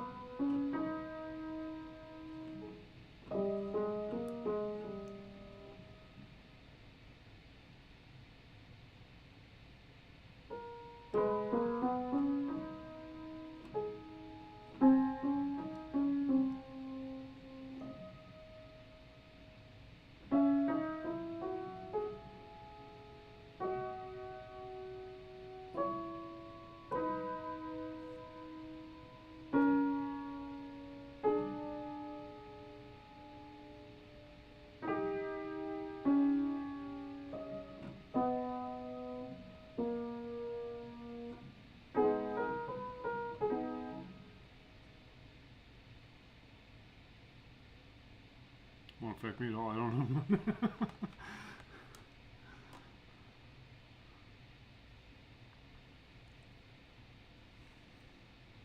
I'd like to see trolleys and public transportation be a thing again. People have been so conditioned that you can't exist without a car.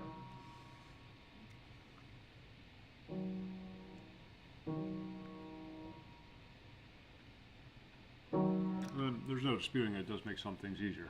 Groceries.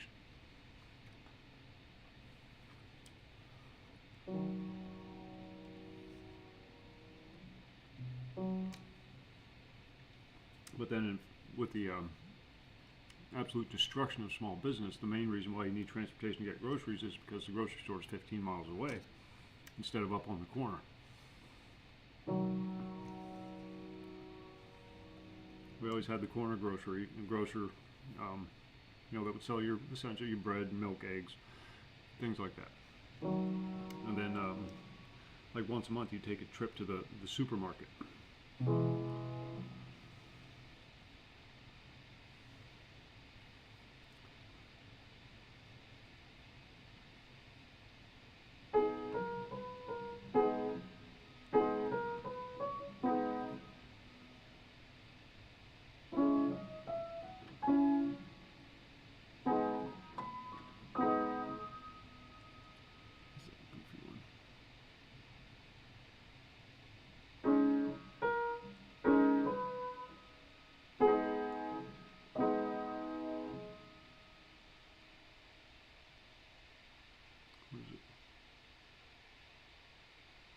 Lost my place, sorry.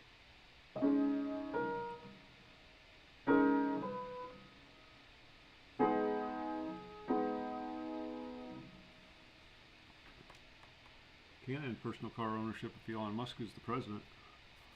Huh? That's what everybody's saying.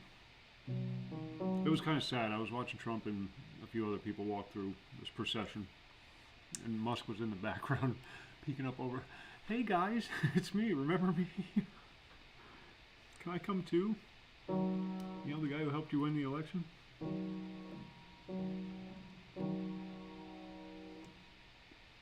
Kind of felt bad for the guy.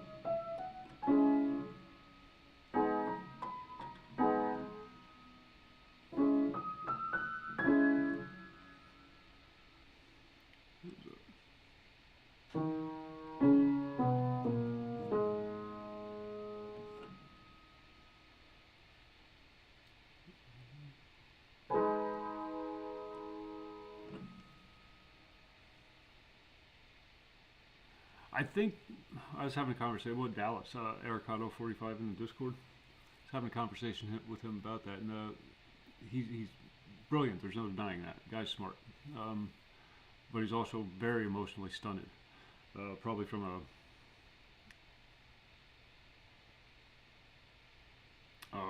overprotective parents or whatever. He sounds like he interacts like a child does. Like when that H-1B visa thing was going on. In the United States, we have a thing called an H-1B visa, where it's a work permit to come to the country and work, limited time, limited duration, not a permanent residency. And he got called out for his support of H-1B visas. Oh yeah, okay. And his response was just start taking people's check marks away and making snarky comments to everybody. And he's still trying to recover from that. No, and it wasn't too long after that that Trump created a little distance, because that came right on the heels of Trump having the making the speech where they're going to stop the whole H-1B visa program. And then shortly after that, it seemed to be some distance created. And nobody saw Bobby Kennedy at the inauguration either. That's something to keep an eye on, because he was supposed to be part of the process.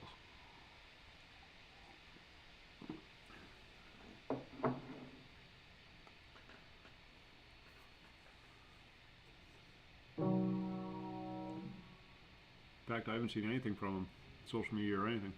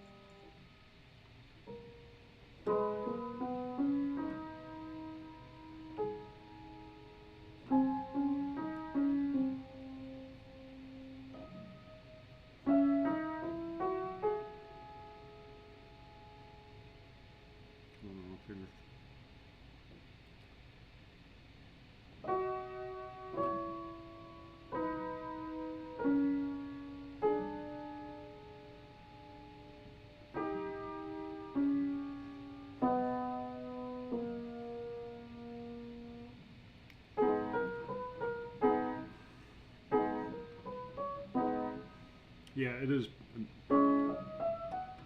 painful to listen to. But it's not his fault, so I can be forgiving of it. It's a medical condition.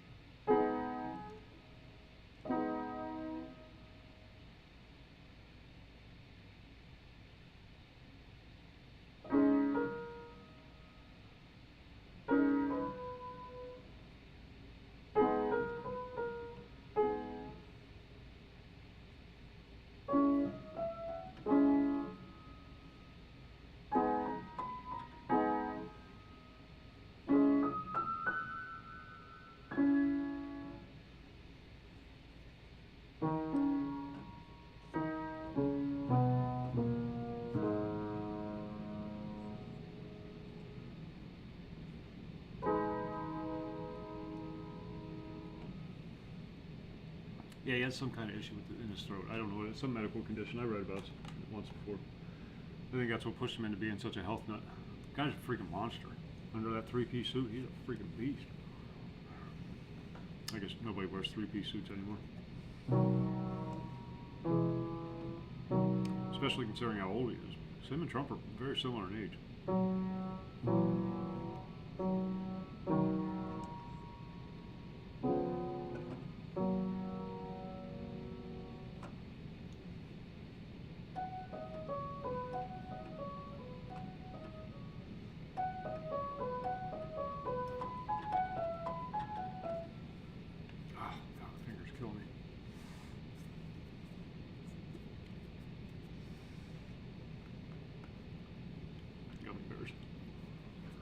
Place up the street has the best gummy bears. Look at all them colors.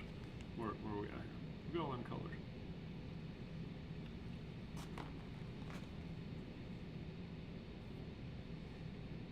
That's the hardest part, is getting the flow, because this whole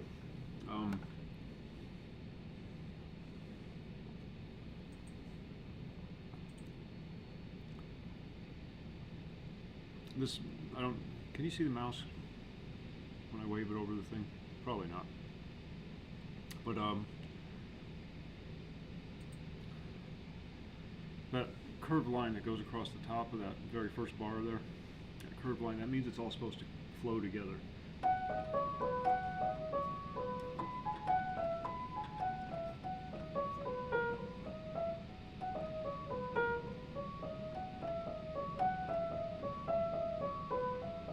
There's not supposed to be any, like, you know, no big gaps.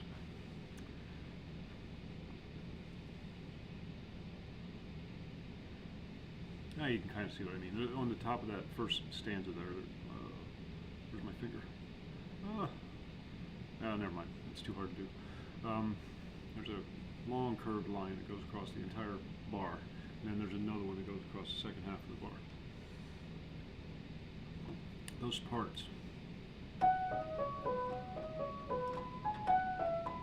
Although I guess there is a small. No, that's, yeah, that whole starting with G and then starting with C. It's all supposed to just be very smooth and flowy, not choppy. That's one of the things. Just comes with familiarity with the instrument. 2 months. Not even. No, hell, it's only been about a month. Because it was after Christmas when I stopped playing it incorrectly and started learning how to play it correctly. So yeah, it's been about, well, not even a month.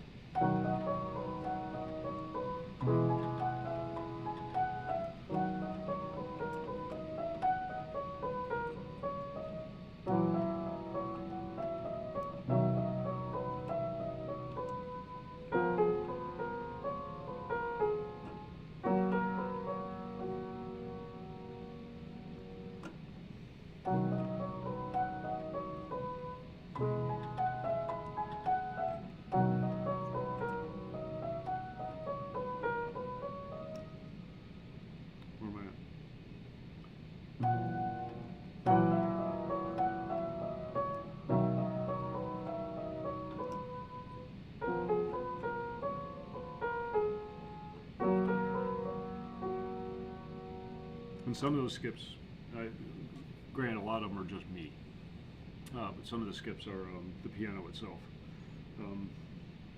Certain keys just don't depress the way they're supposed to. This C key. It's very easy to miss a note on this C key because it doesn't, you have to kind of put a little extra pressure on it to make sure it goes down. Because, again, it's a 120 years old piano is. Freaking love it though. I love this piano. It fits us so much.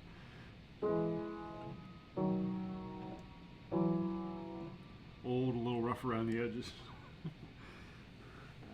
Well, me, I'm old, she's young.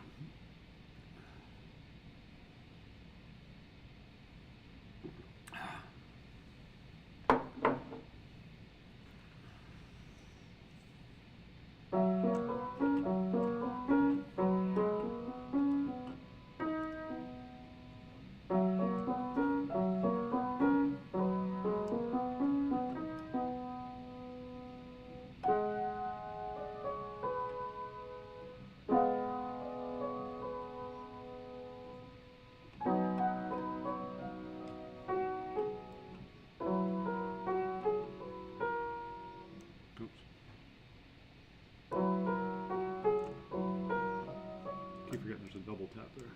One there, and then again. Whoa.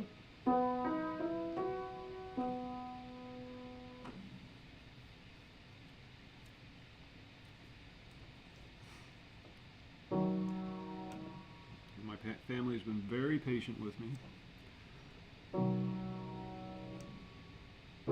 My daughter's happy because I'm not using the computer upstairs, so she gets to use it for Roblox all day. Not that we let her play Roblox all day, but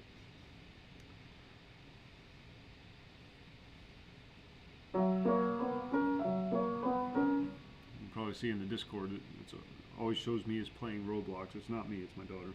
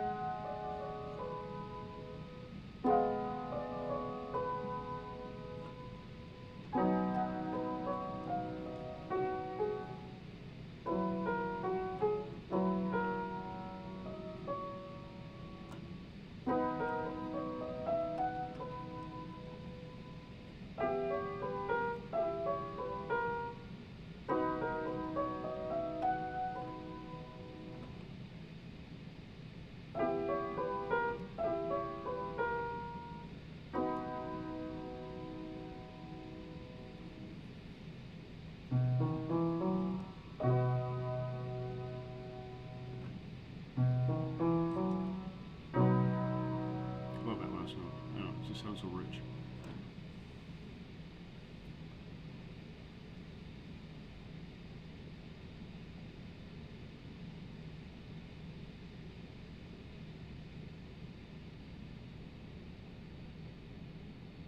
Oh, very nice. I downloaded one of the Russian ones. I forget which one it was. Wrath of the Lich King server. Fiddled around with it a little bit, but again, not really playing anything. Every once in a while, you get that nostalgia itch. And I still try once a week to log on to P99. I can log on fine at work.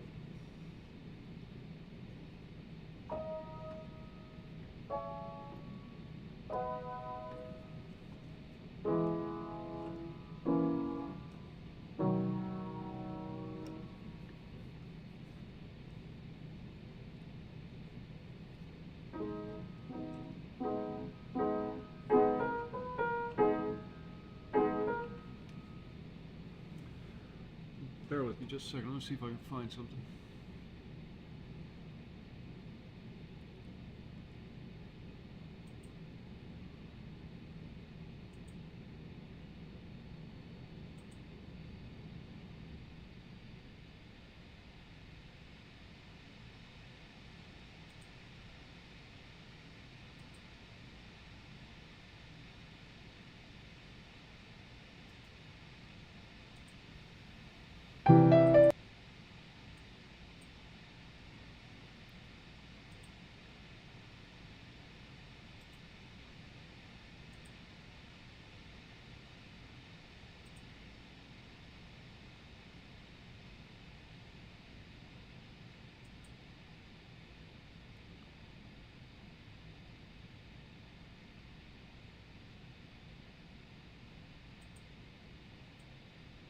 I'm gonna borrow somebody's YouTube video real quick.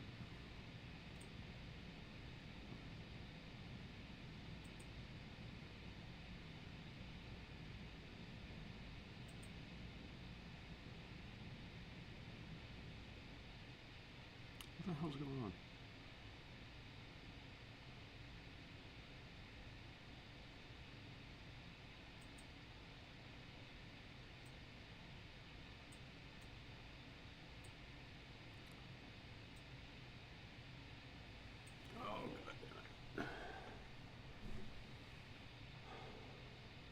Just wanted to let you know what it's actually supposed to sound like.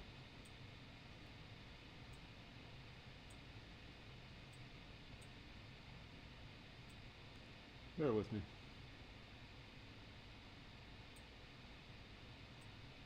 Hope this isn't too loud.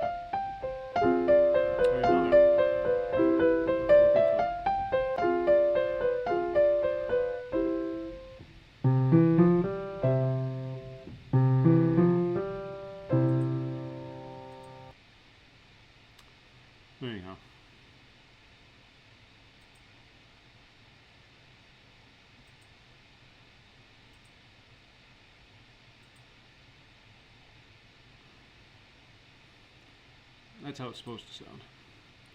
Now you know. Not that you care. And that's okay. You don't have to care. You don't have to be interested in the things I'm interested in.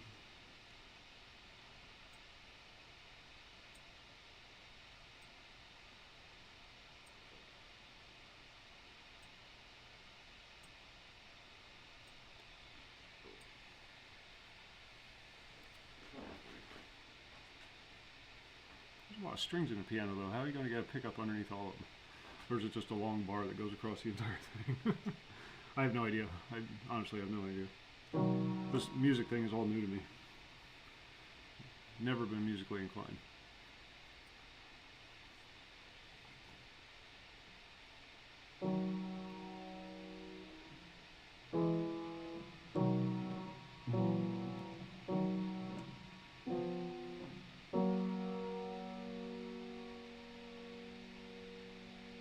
This is just pulling it straight in from the mic, which is right here.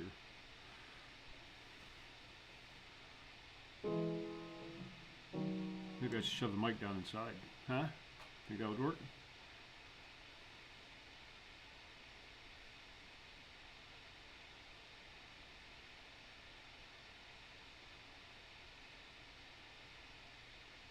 Alright, well, so much for that idea.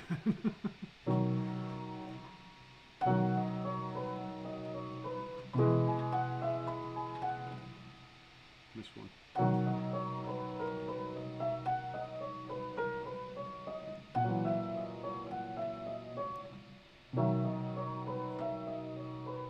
I mean, the sample that I showed you, it was all just flowing together.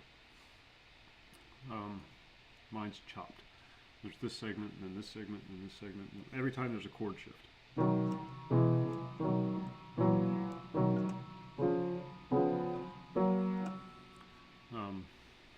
I haven't quite gotten the separation of the two hands yet.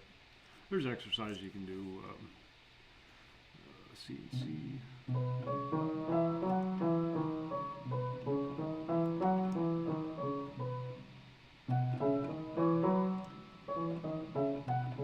Oddly enough, it's easier to play it mirrored than it is to play it. I'm gonna get a coffee. Be right back. Hold down the fort. Have reached the goal line dreaming of. Believe me, I don't want to set the world on fire. I just want to start a flame in your heart.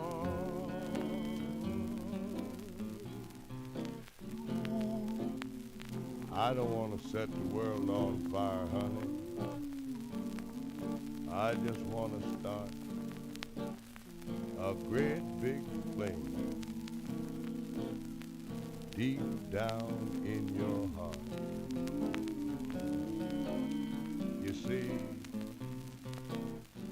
down inside of me, I only got one desire. And darling, that one desire is you.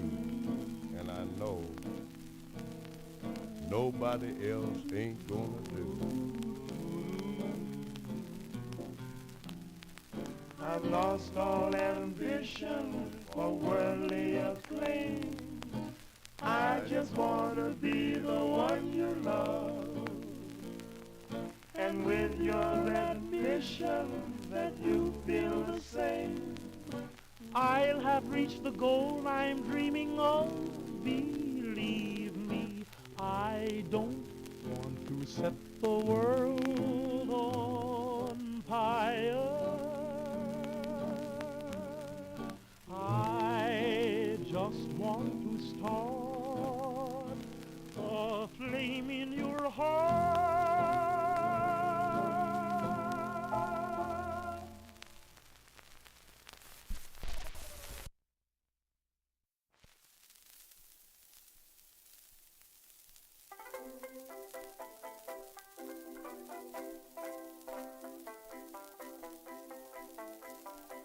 There's the cool up in that tree. How'd you like to live with me?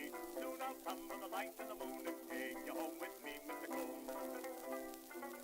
I'll build a fire of hickory wood, and when the oven's warm and good, I'll put you down to pan your brown with sweet potatoes all around. How I love you, Mr. Coon. I'll be with you very soon. There's a sound since the world began, so pleasant to a colored man as you make sizzling in the pan. I love you, Mr. Coon.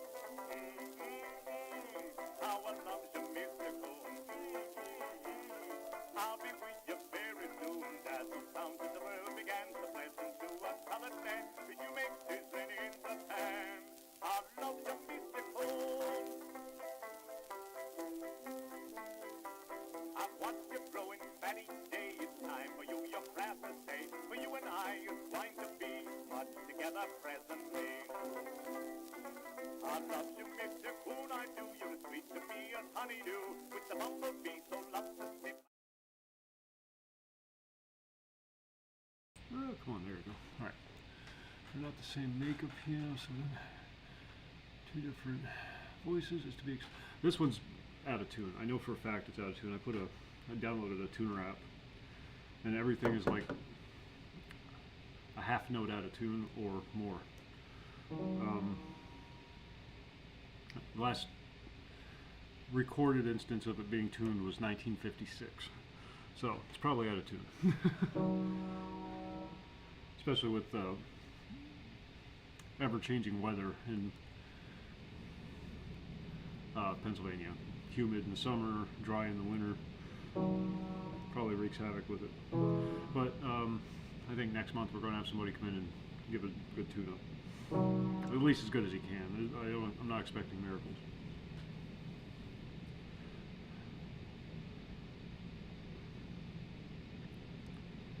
But I was able to track down the serial number, and based on the serial number, 1903 is when it was made.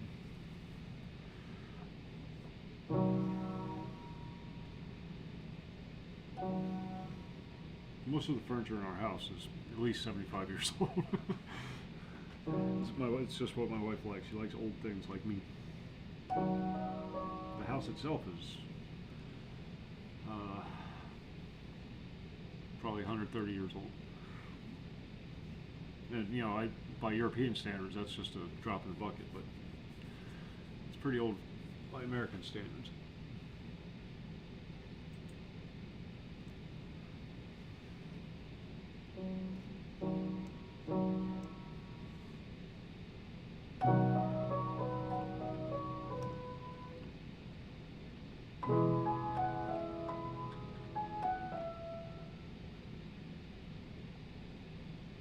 Oh, I know. But their history goes back, centuries. The United States is only less than 300 years old.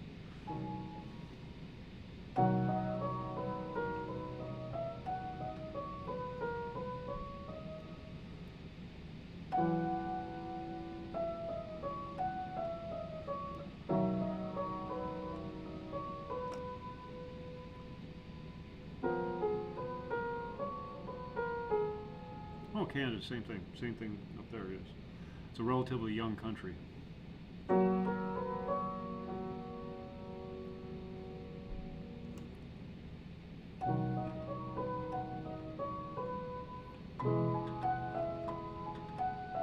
You can hear some of the actuators. I don't know if you can hear that little clicky.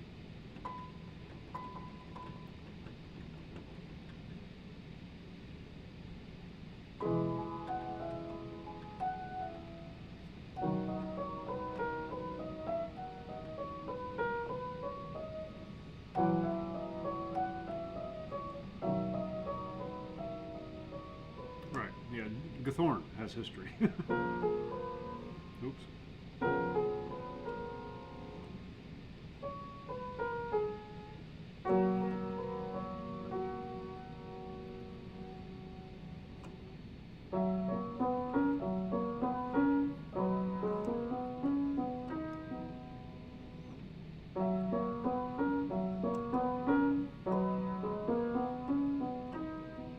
And while I have him here, I'm going to pick his brain on what affordable fixes we can do to it just to make it work, function a little better. I know some of the felt pads need replaced, and I could probably do that myself if I can find the right pads.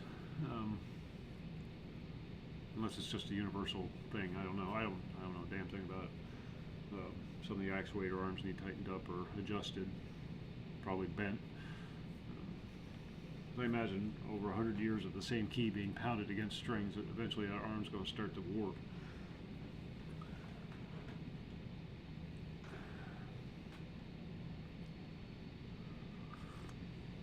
And one of these days when I'm feeling really ambitious, I'll start stripping the paint off. But they painted everything, even the inside of the lid.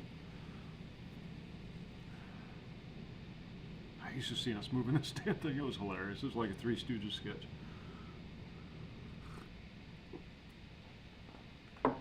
We had to take the door and the screen door off the guy's house that we were taking it out of, just to get it outside. Only one of us could lift one end up, just long enough to get a little dolly under it. Maybe 5 seconds before he had to drop it. It's freaking heavy.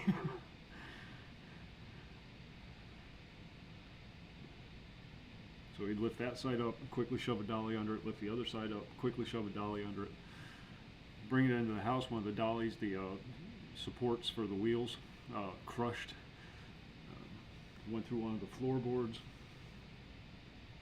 We backed the U-Haul right up to the porch, because there was no way in hell we were going to get it up the steps.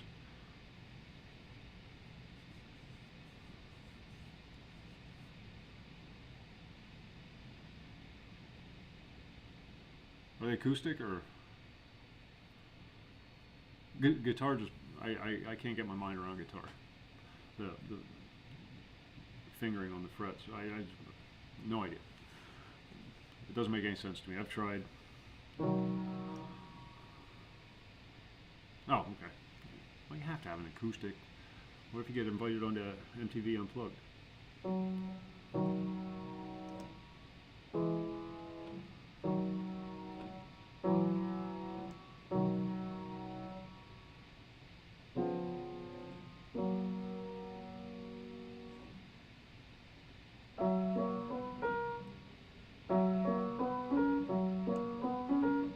Jesus.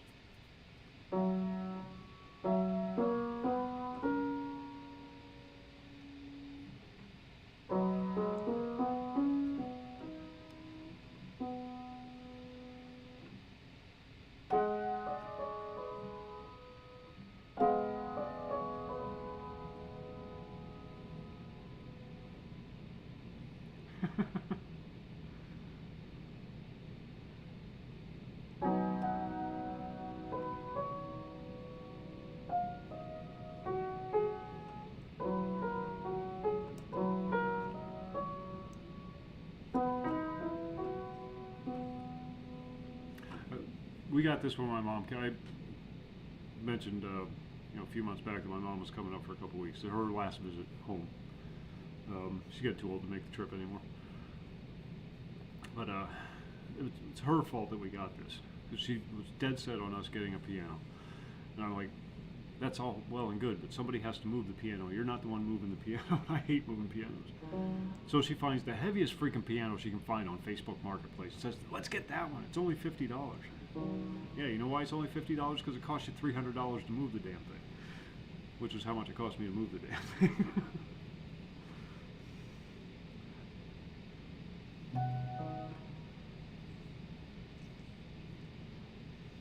Where am I at?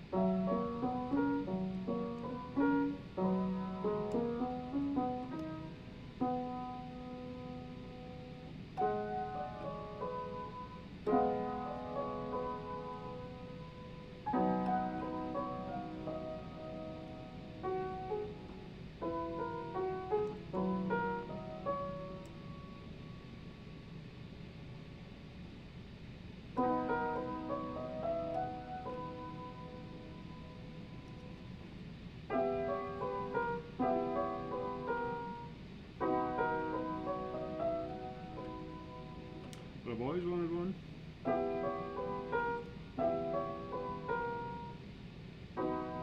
I've always wanted to learn how to play. And by cracky, I'm going to do it.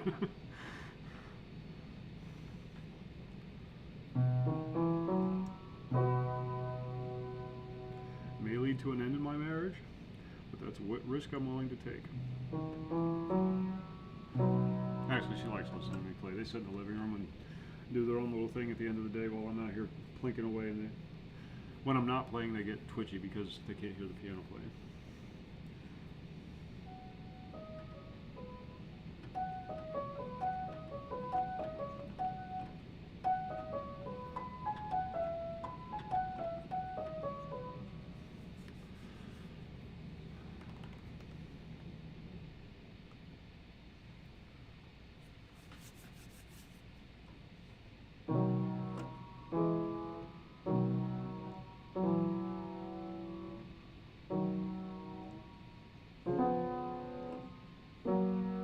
I did find out something interesting though. The gayer someone sounds, the better they are at piano. I was watching this little Asian guy. I'm watching videos from his tutorials and whatnot. And there's some good information there, don't get me wrong. But then I started watching this, I think he's French. I don't know what, he has an accent. Not quite sure it's French or Italian. Speaking English, but his videos were really instructional.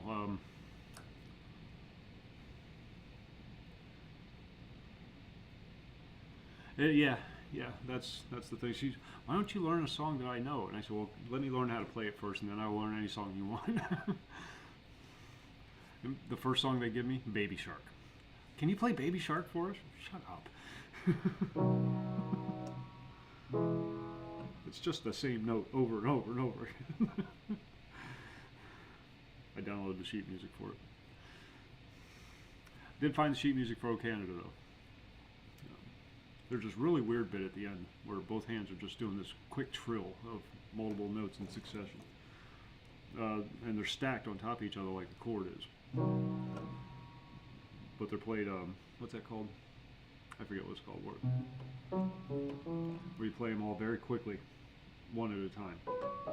Staccato.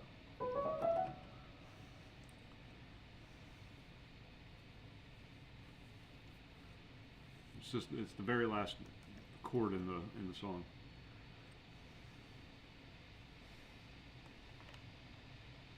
And I'm looking at it, and it's indicating 7 notes with the right hand, 6 notes with the left hand. How the hell are you going to play that? Because it was stacked like a chord would be. When you see, on the sheet music, I don't know if you can see it. Not that you care. I don't even know why. Whenever you see notes stacked on top of each other, that's a chord. When you see them split apart, separated, they're individual notes. When they're connected with the bar, they're joined. You start depressing the second key before you release the first key. Whereas staccato, hear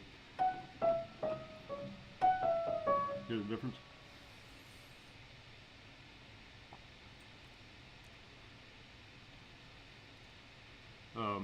But when the notes are stacked on top of each other, that's a chord, where they're all played at the same time. And at the end of the O Canada, literally 7 notes stacked on top of each other for the right hand, the treble. There's the bass bar on the bottom, and then the treble bar on the top. Then there's 6 on the bass hand. And other than going, sorry about that. Other than doing that, I don't know how you would play them all at the same time. I guess you could hit the gap, but then when I listen to a playthrough of it, it's a trill. It's a very quick trill of all the notes in succession, lowest to highest.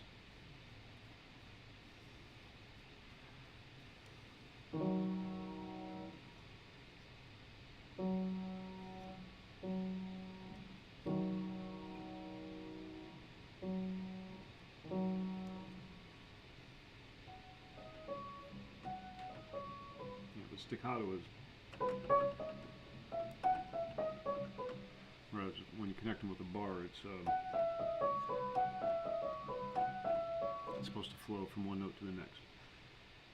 So before you release the first note and depress the second, you release and depress at the same time. Kind of roll it.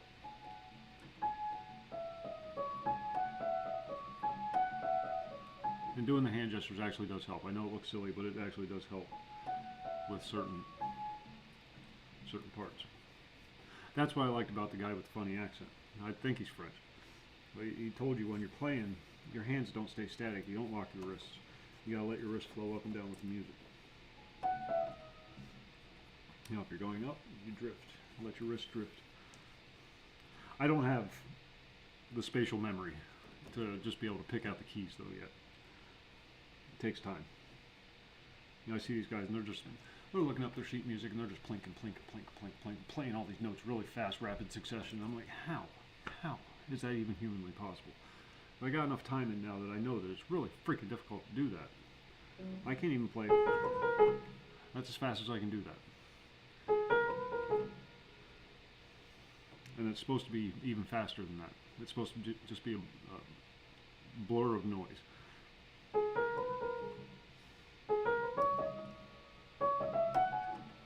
When I try to go fast, it just gets all muddy.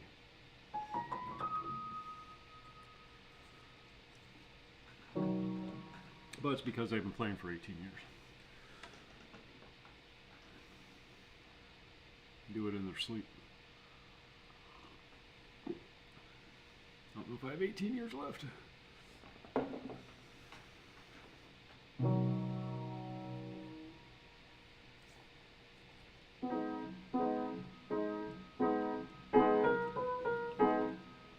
Like that. That's how I'm playing it. That's how it's supposed to be played, with the accompanying chords. What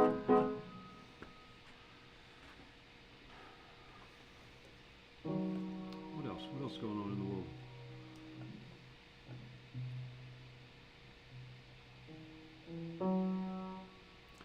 world?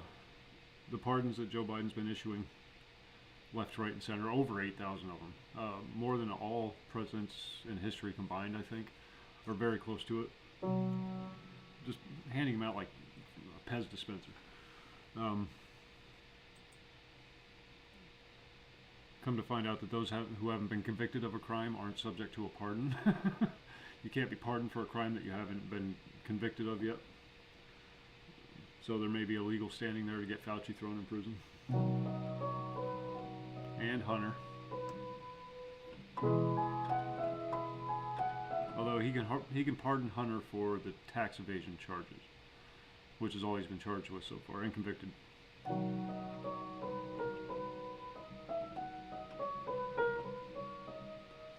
But not with firearms charges, drug charges.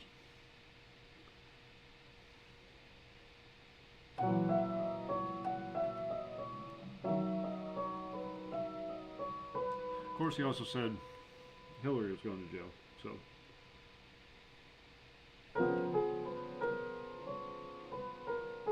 And she's still increasing her body count, so.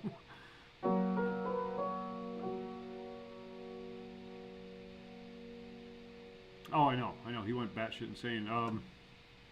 Again, I'm not normally in favor of executive orders. Although they don't really carry as much power as people think.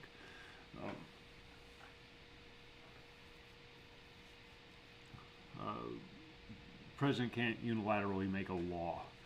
He can just change something that's already on the books, or it's basically a quick workaround for something that's already on the books. He's not making any new laws. He's not creating any new. These are just things that can be handled at the executive level without congressional oversight. And Congress can still convene to repeal any of his executive orders.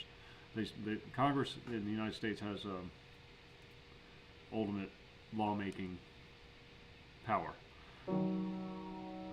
That's where all the power lies, not in the presidency. The president's just a figurehead. He's he just signs them into law. That's all he does. It's Congress that votes on them, that writes them, modifies them, or repeals them. So a Supreme Court decision or a congressional committee can get rid of any one of those executive orders. A lot of the executive orders he signed, though, were walking back on things that Biden had signed while he was in office.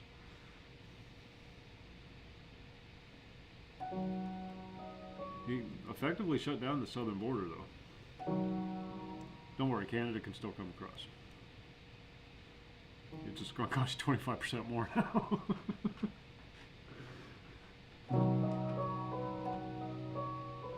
I have a feeling if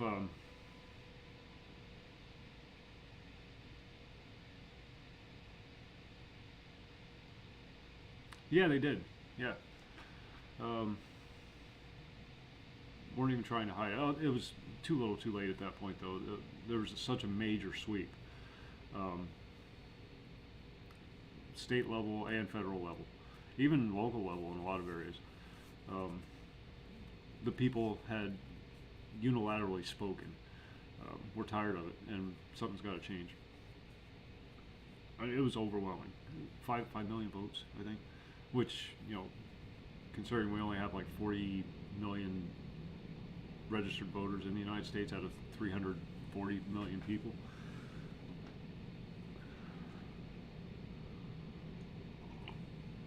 $5 million is a pretty big gap. Well outside the 1% mandatory recount.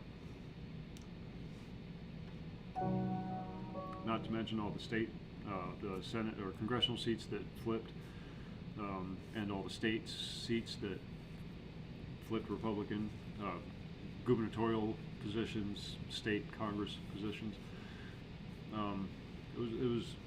There's no denying it. Here in Pennsylvania, they tried the switching the vote shenanigans with one of our senator races, but people didn't. Too many people were saying, no, this isn't going to happen. This is the way it is, and this is the way it's going to be, and we're not going to give you an opportunity to change it. And freaking Amish, though, that's what won him the Pennsylvania vote.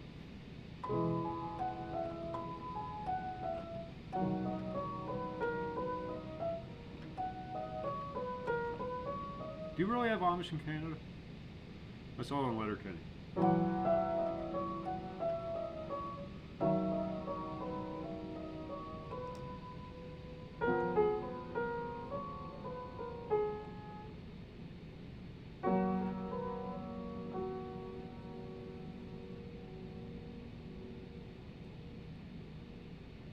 Ah, that's disappointing. Mormons are creepy. We have, locally we have Mennonites, but Pennsylvania is a big Amish state. We have a lot of Amish here. Pennsylvania Dutch. Pennsylvania Deutsch, you know. Mennonites are a spin-off of the Amish. They're urbanized Amish, I guess. And 3 times this week I've had people in bonnets knocking on my damn door. I had to send a text message to the pastor's wife. She was helping somebody out with some children's clothing or something. I was the relay.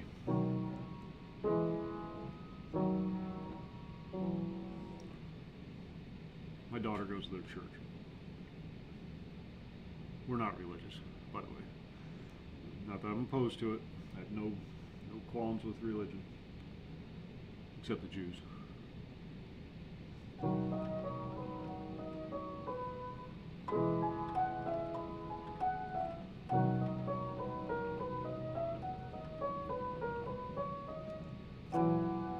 It sounds so discordant.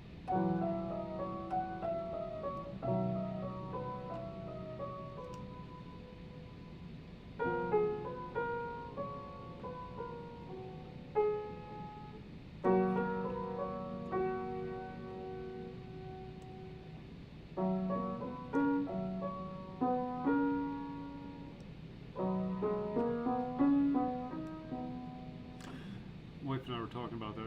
Like I said, you know, she was brought up in a very church-oriented household, but you know, there was always doubts on her part. Me, I'm straight up atheist, I guess. But if you tell somebody that, they automatically think you're a Satanist. Oh, you believe in Satan? No, dumbass. It's a package deal. Satanists believe in God.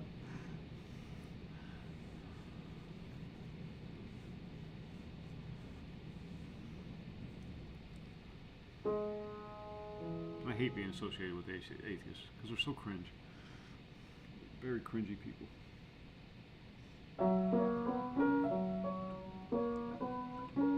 It's like they're like vegans. They gotta tell everybody.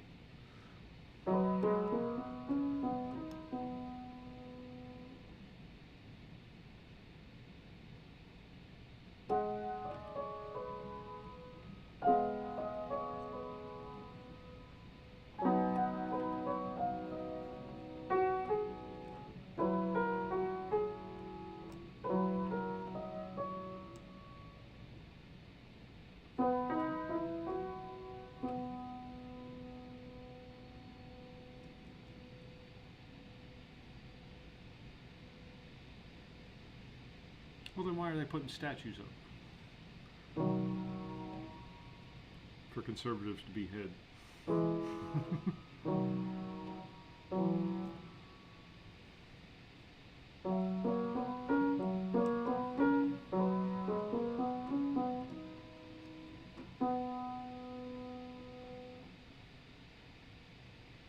Tell me which one sounds better. Or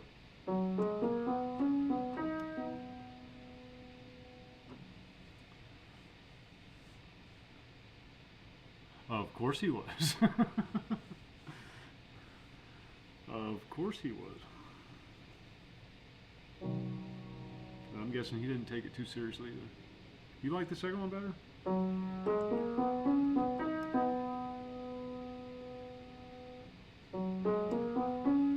Oops, sorry.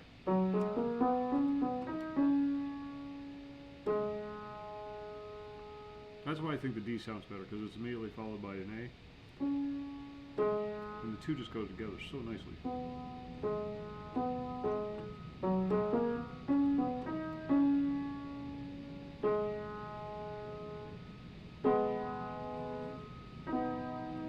Oops.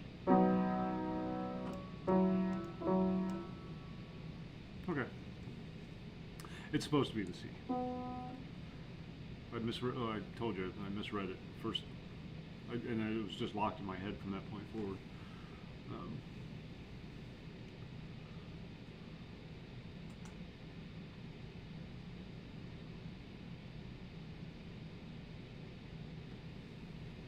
And muscle memory kicked in, so I keep hitting the D instead of the C.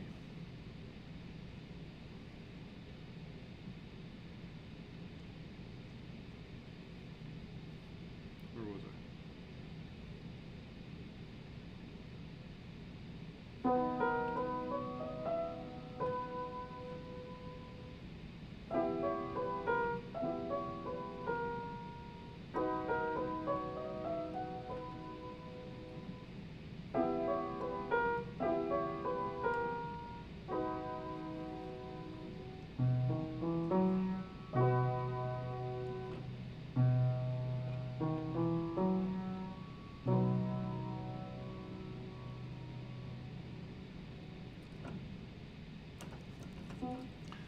It's becoming mainstream now. Half the posts on Twitter are, the Jews.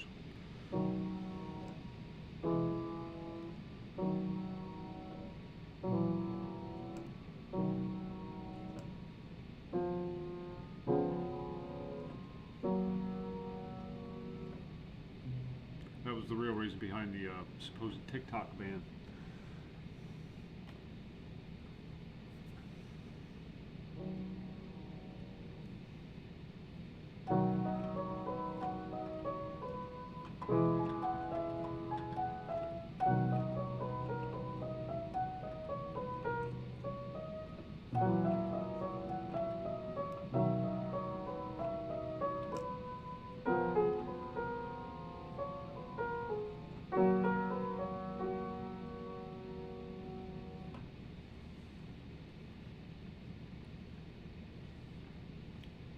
Wife saw that.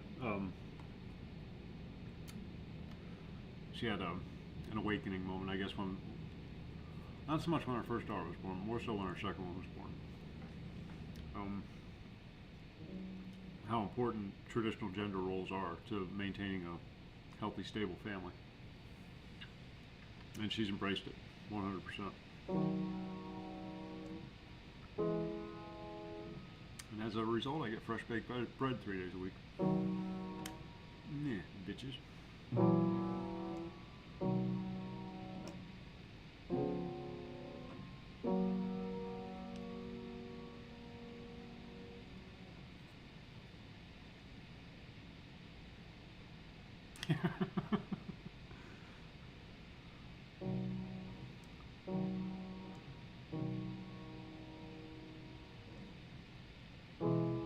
My favorite are the women who focus on their career, and then when they're in their mid to late 30s, they decide that they want to start a family, and it's too late because they're either barren or it's just not advisable unless you want a downy baby.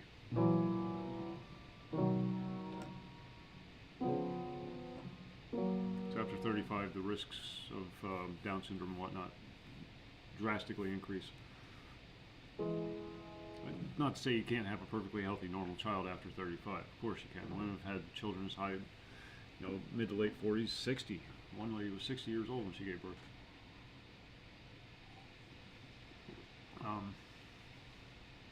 It's just not advisable.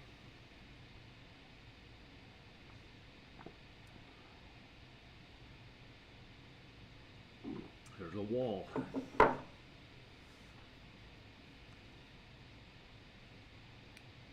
Okay, now feminism's in place. Women have equal rights. Women can pursue careers. Now that we've given them all that, we're going to throw trannies into the mix and muck it all up. But she identifies as a woman. Don't let the penis fool you.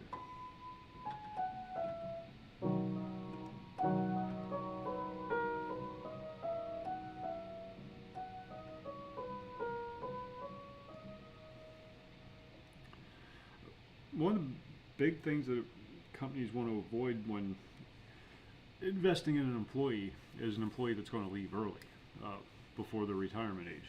You put all this time and effort into forming this union of employee-employer, and you're working well together, and then all of a sudden she decides, I want to quit and start a family.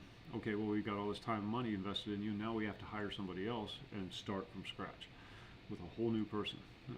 And it doesn't matter how much experience they have in the field, every company's managed differently. So we've just wasted 15 years on you. Whereas if we had just hired a guy in the first place, he'd probably still be with us.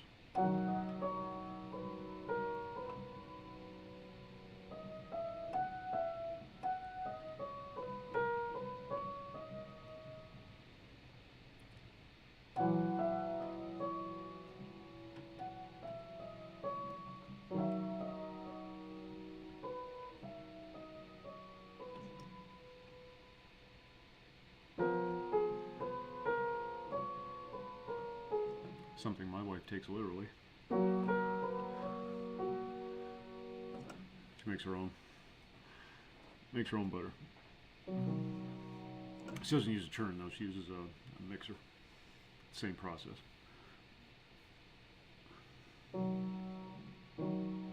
She wants to get a churn though, just to see how it's done in case, in the event the lights go out.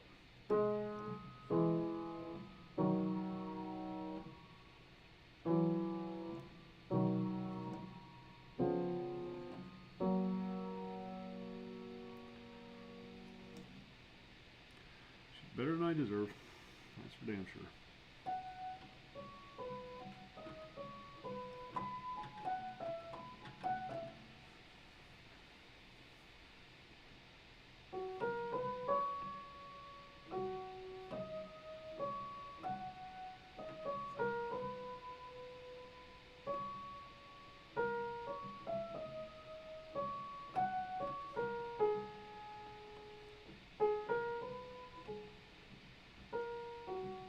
This one I'm having trouble getting the left hand to coincide with the right. It's just an odd. So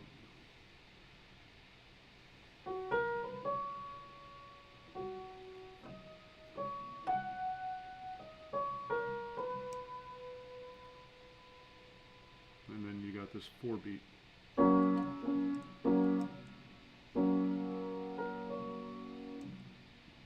On the D, it's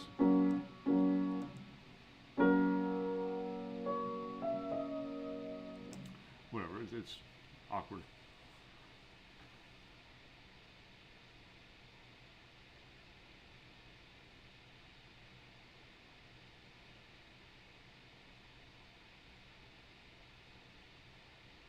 I won't eat ghee because it's Indian. My daughter had this story about a tiger harassing this little Indian kid, taking all his clothes and his umbrella and whatnot. Or 3 tigers. And then long story short, at the end they bite each other's tails and run around a tree until they turn into ghee. Now that's all I can think about.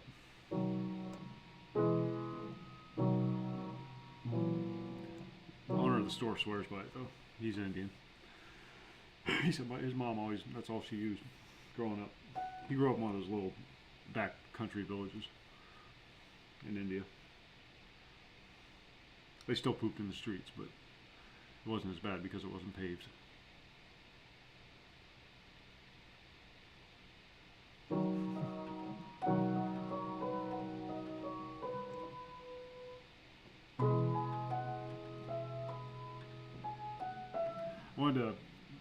The store's open 365 days, you know. But on Christmas, last couple of years, I've started opening later, closing earlier on Christmas Day. One day out of the year. He threw a fit about it. I said, motherfucker, if you can go to India for a month to watch people fly kites, we can close the store a little early. May not be a big holiday for you, but it is for us. Don't like it? Drive over here from Pittsburgh and run it yourself.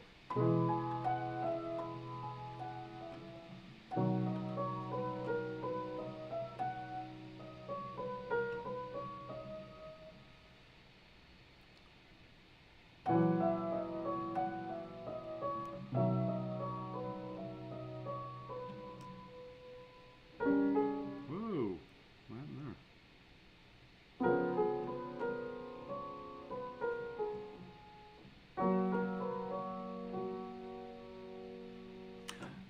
It does have a happy ending though. He took the ghee home and his mother made tiger stripe pancakes.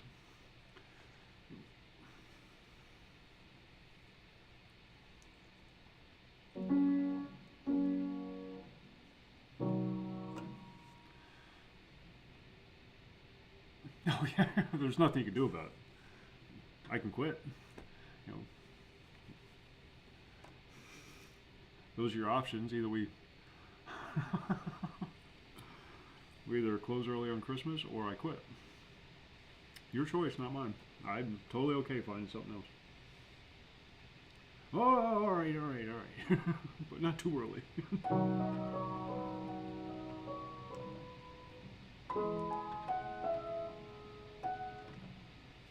He's coming to the realization that I've turned his store into my store. In all but name. And if I go, a lot of the business is going to go with him. With me. It's a nice place to be in. Because when I took over after the shooting happened, this was 8 years ago.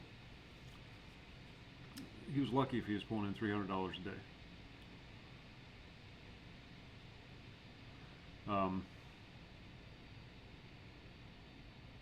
And I've increased sales tenfold since taking over. And then he can focus on his store in Pittsburgh, and I focus on this one down here, and that's the way it works. He comes in like 1 hour a month just to pick up the paperwork. I'm sorry, that's all I do all day. As soon as I come home from work, take off my coat, get a cup of coffee, sit at the piano. Unless she needs help with something, you know.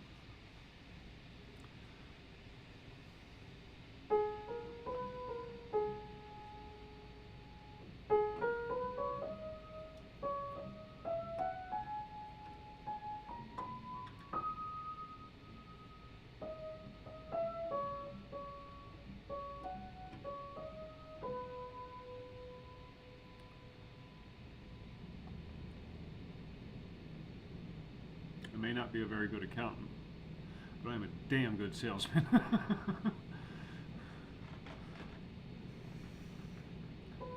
because I know people. And it's not bragging, it's just the way it is. It's just how, it's just a knack I've always had since a very young age. My first job was selling furniture at 18 years old. My first real job.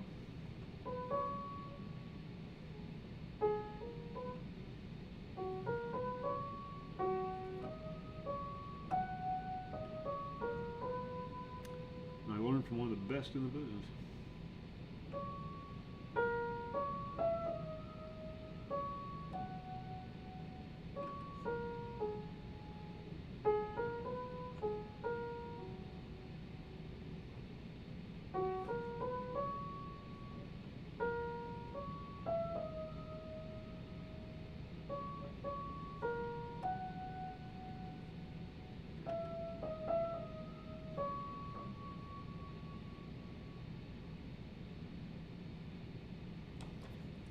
I think I'm going to go to bed.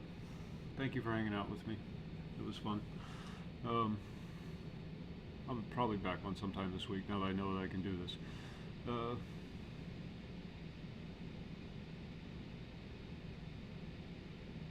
I was sad to see Radio Shack go. I always like going in there and just poking around in the parts bins.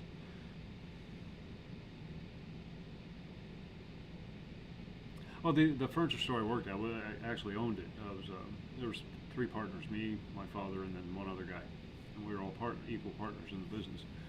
And then we brought in a sales consultant for a big sale that we were having and whatnot. And he just showed me how to sell furniture and how that can relate into selling anything. It's not just furniture. You're not selling furniture, you're selling people. Learned a lot from that guy, and just a natural inclination to just talk to people.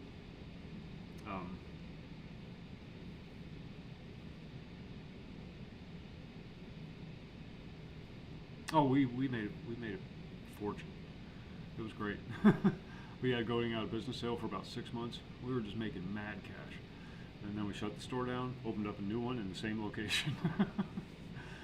We just had to get all new corporate information and whatnot. It had to be a completely new business.